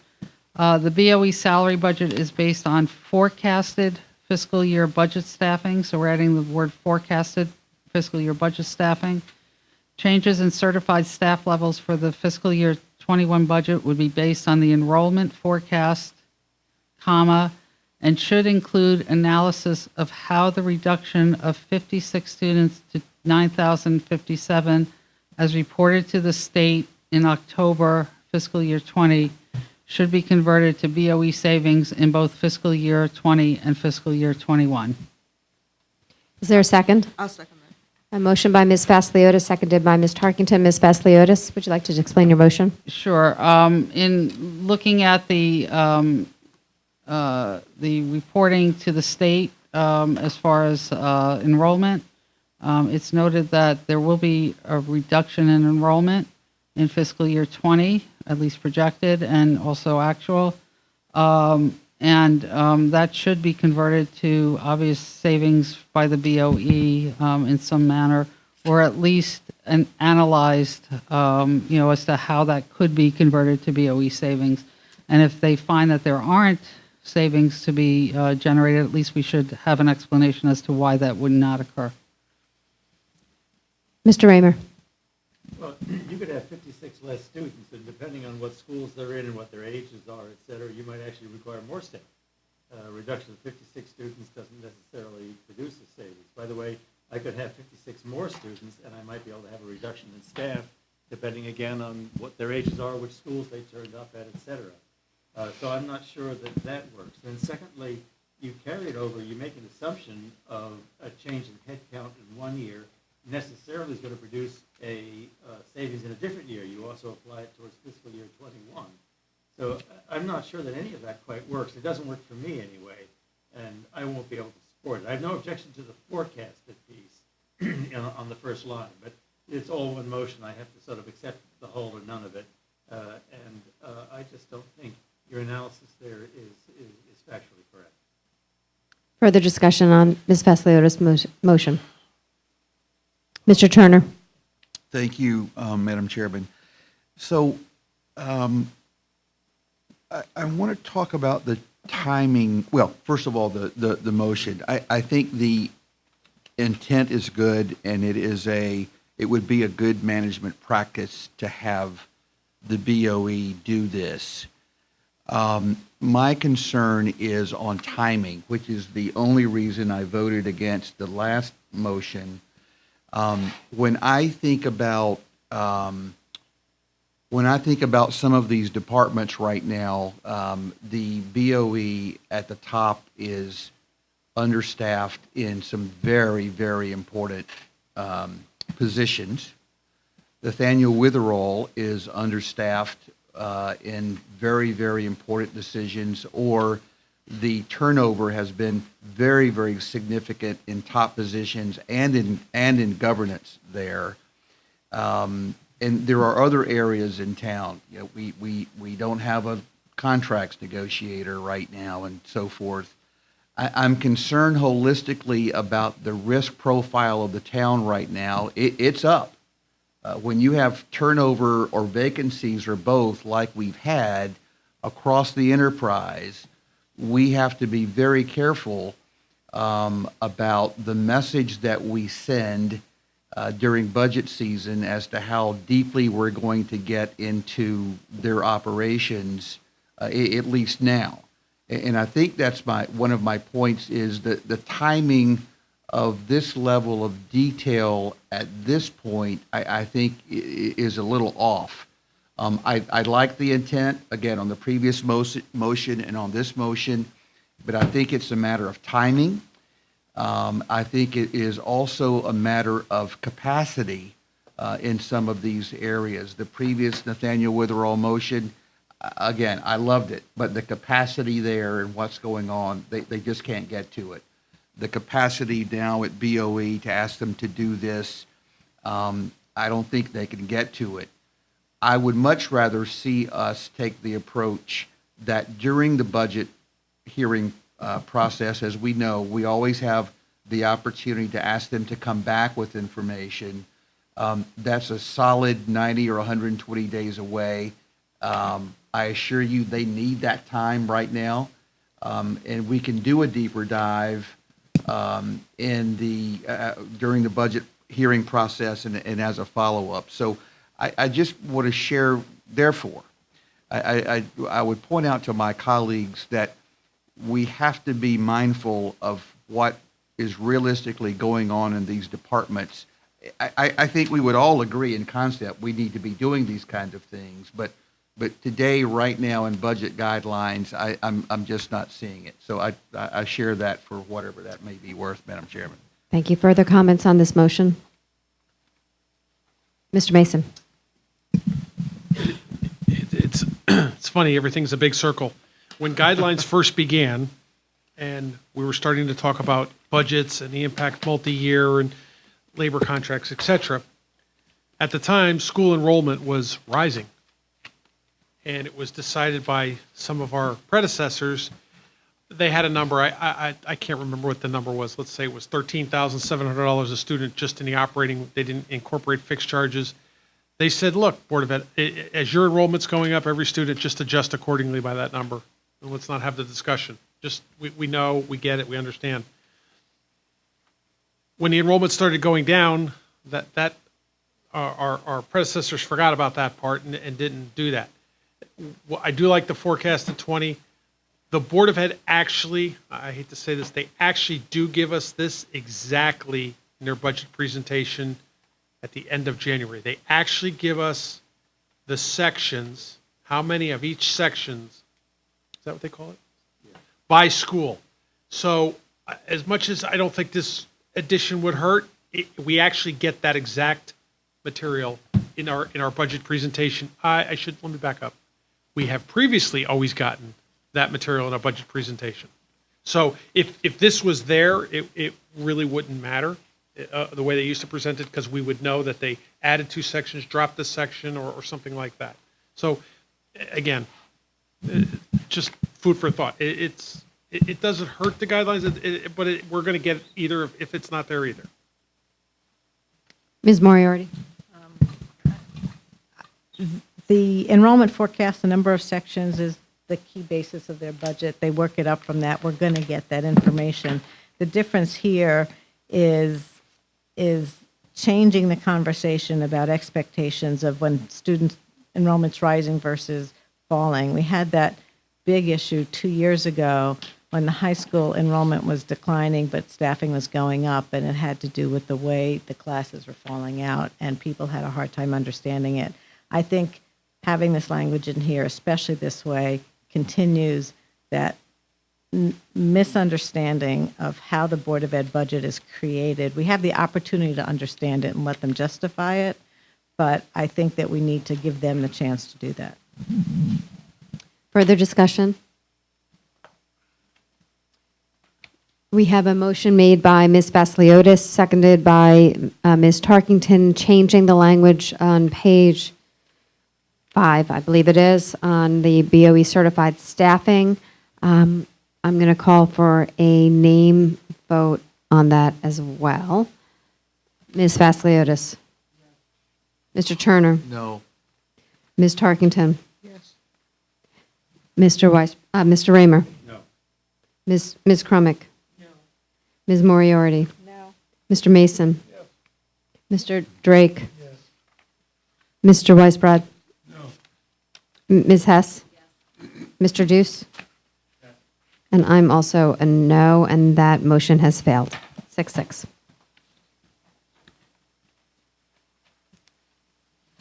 Are there any further motions on the budget guidelines? So, Ms. Tarkington?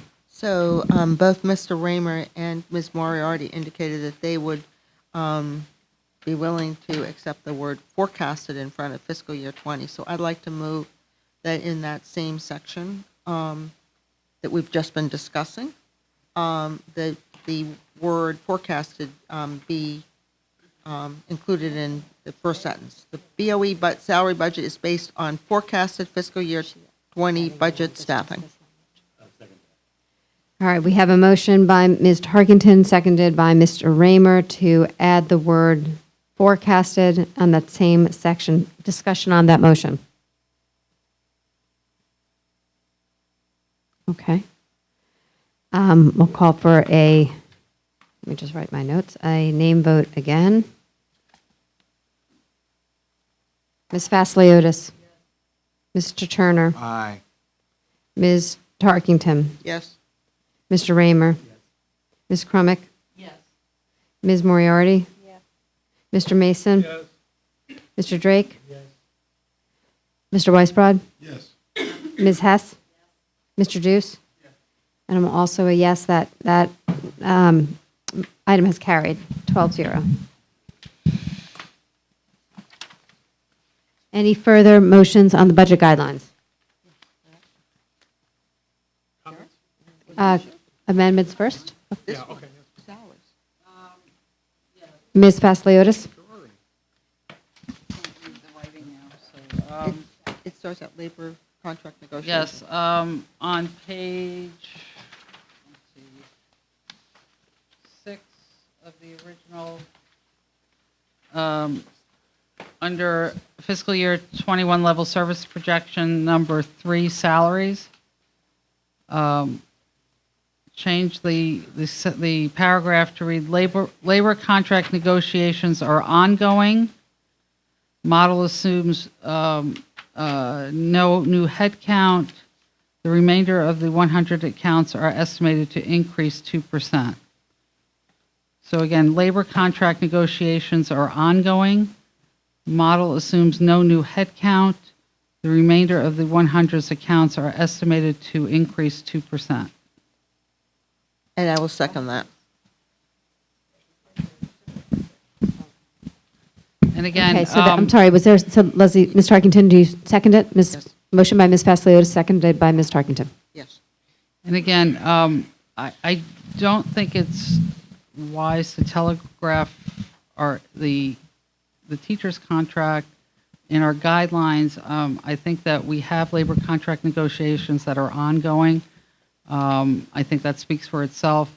And, we're anticipating that the remainder of the 100 accounts are estimated to increase 2%.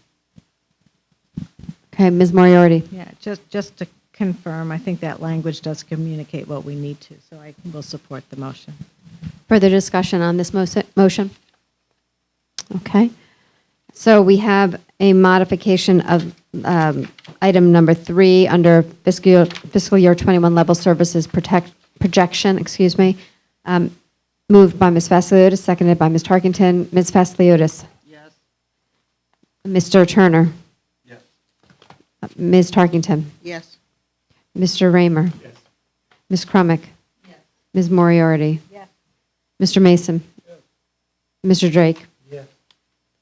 Mr. Weisbrod? Yes. Ms. Hess? Yes. And Mr. Deuce? Yes. And I'm also a yes, and that item has carried 12-0. Are there any other amendments to the budget guidelines? Okay. So, Mr. Mason, did you want to make some comments? I do, and I thank you very much. One second. Ms. Crumick, you wanted to make a Scrivener's error.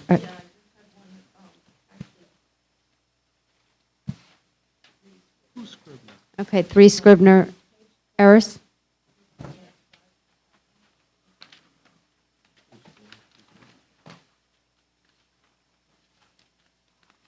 Sorry. Actually, I have one amendment that is not a Scrivener's error, it's a request, and that is in the paragraph on Nathaniel Witherell that carries over on the original document from 3 to 4, where the sentence reads, "The BET requests the Nathaniel Witherell management focus on approaches to reducing operating costs." I would like to add the words "continue to," so that the sentence reads, "The BET requests the Nathaniel Witherell management continue to focus on approaches to reducing operating costs." And Any discussion on that motion? Okay. Should I take I'll take a name vote on that. Mr. Deuce?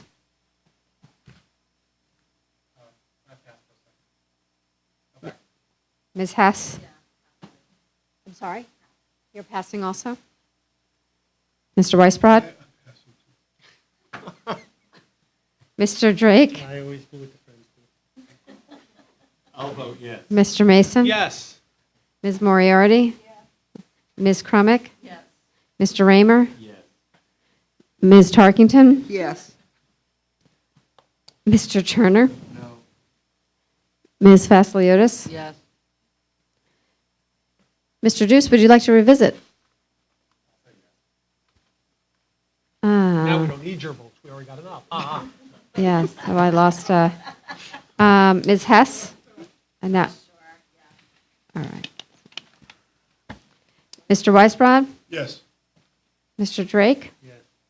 I'm also a yes. That item has carried 11-1.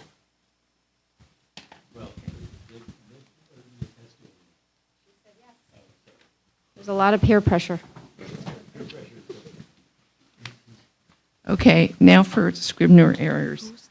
On paragraph 8 on page 7, we make a reference in the second sentence to program without adding bundling, and I think it should read, the town and BOE should track completion of projects by location within a program/bundle and report to the BET on substantive cost changes and delays in completion. Just to pick up the concept that you're using a term programs/bundles.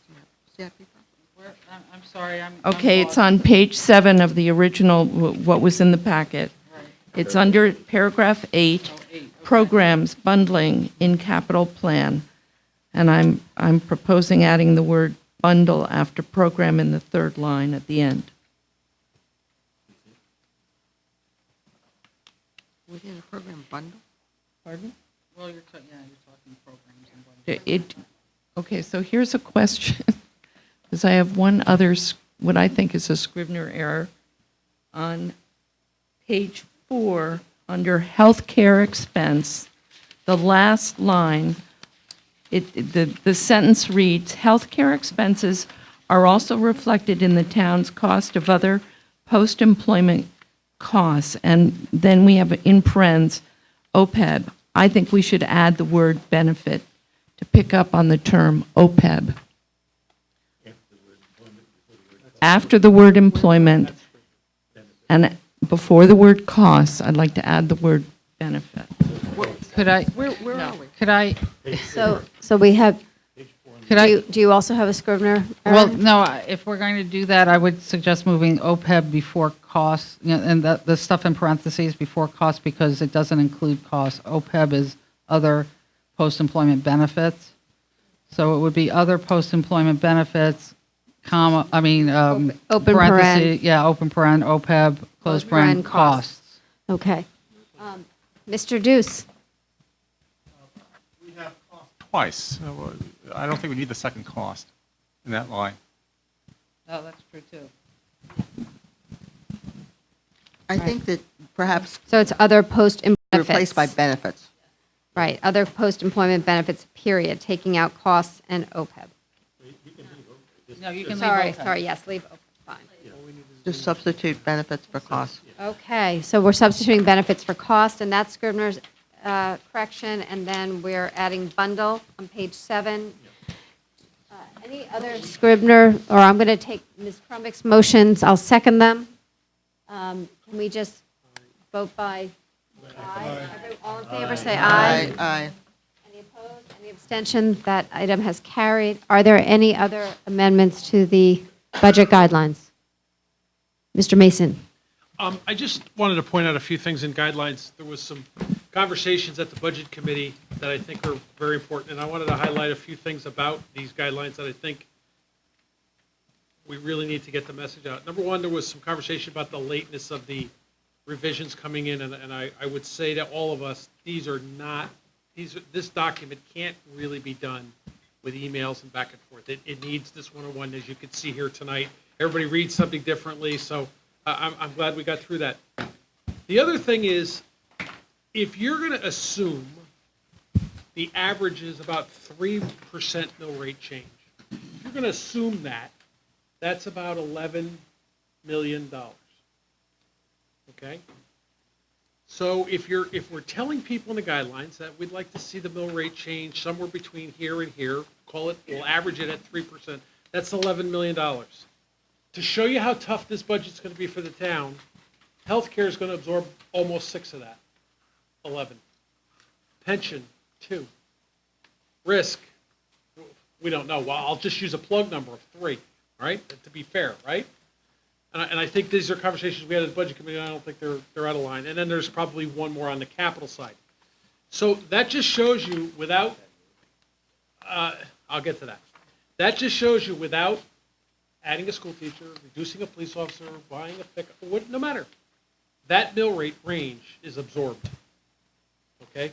Now, the conversation, and I'll go back to my colleague, Mr. Raymer, one of the things that I said in that instead of doing what we did this year, and maybe in prior years too, that was very nice of me to say this budget committee or the next budget committee should decide right up front exactly what they plan on doing or recommending for fund balance right when we're setting the mill rate. And can I use your words, Mr. Raymer?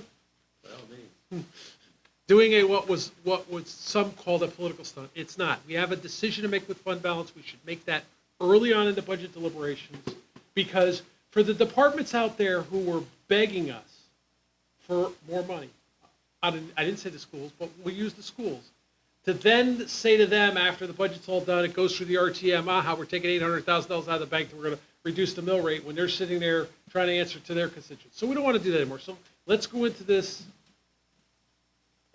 as a BET, go into this with good guidelines and with open conversation on what we want to do with the big open holes. And I didn't mention the Thainer window because it makes it even that much wider of a gap to fill. And I think everybody can figure the number out there. So that's my comments. I hope these guidelines pass and we're off and running. Ms. Hess.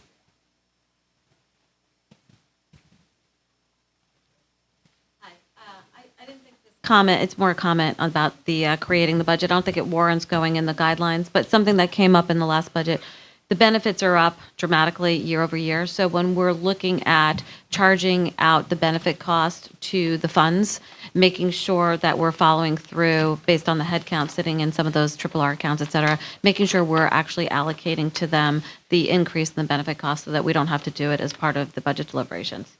So, thank you. Okay. Further comments on the budget guidelines as presented?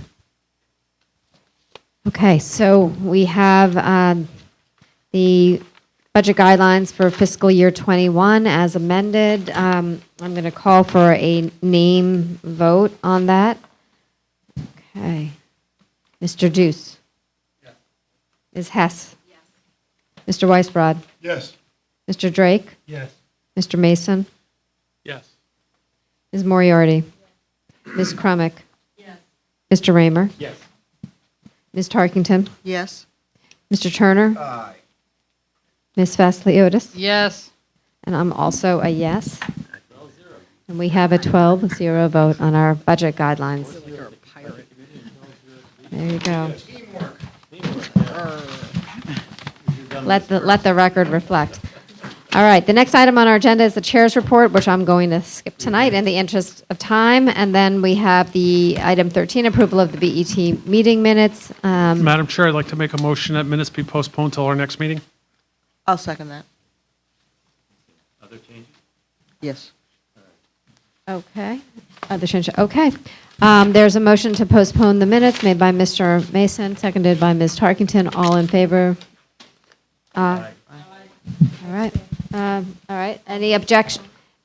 All those opposed? Ms. Crumick, I'll oppose it. I'll oppose it too. So all right. So we have Crumick, Weisbrod, Oberlander, opposed, and Moriarty is abstaining. Mr. Raymer, you're voting. Everyone else said yes, right? I didn't miss anybody else? Okay, so that postponement has carried 8-3-1. Mr. Deuce. Madam Chair, I move that we adjourn. Second. Okay, all in favor? Say aye, 10:30. Thank you.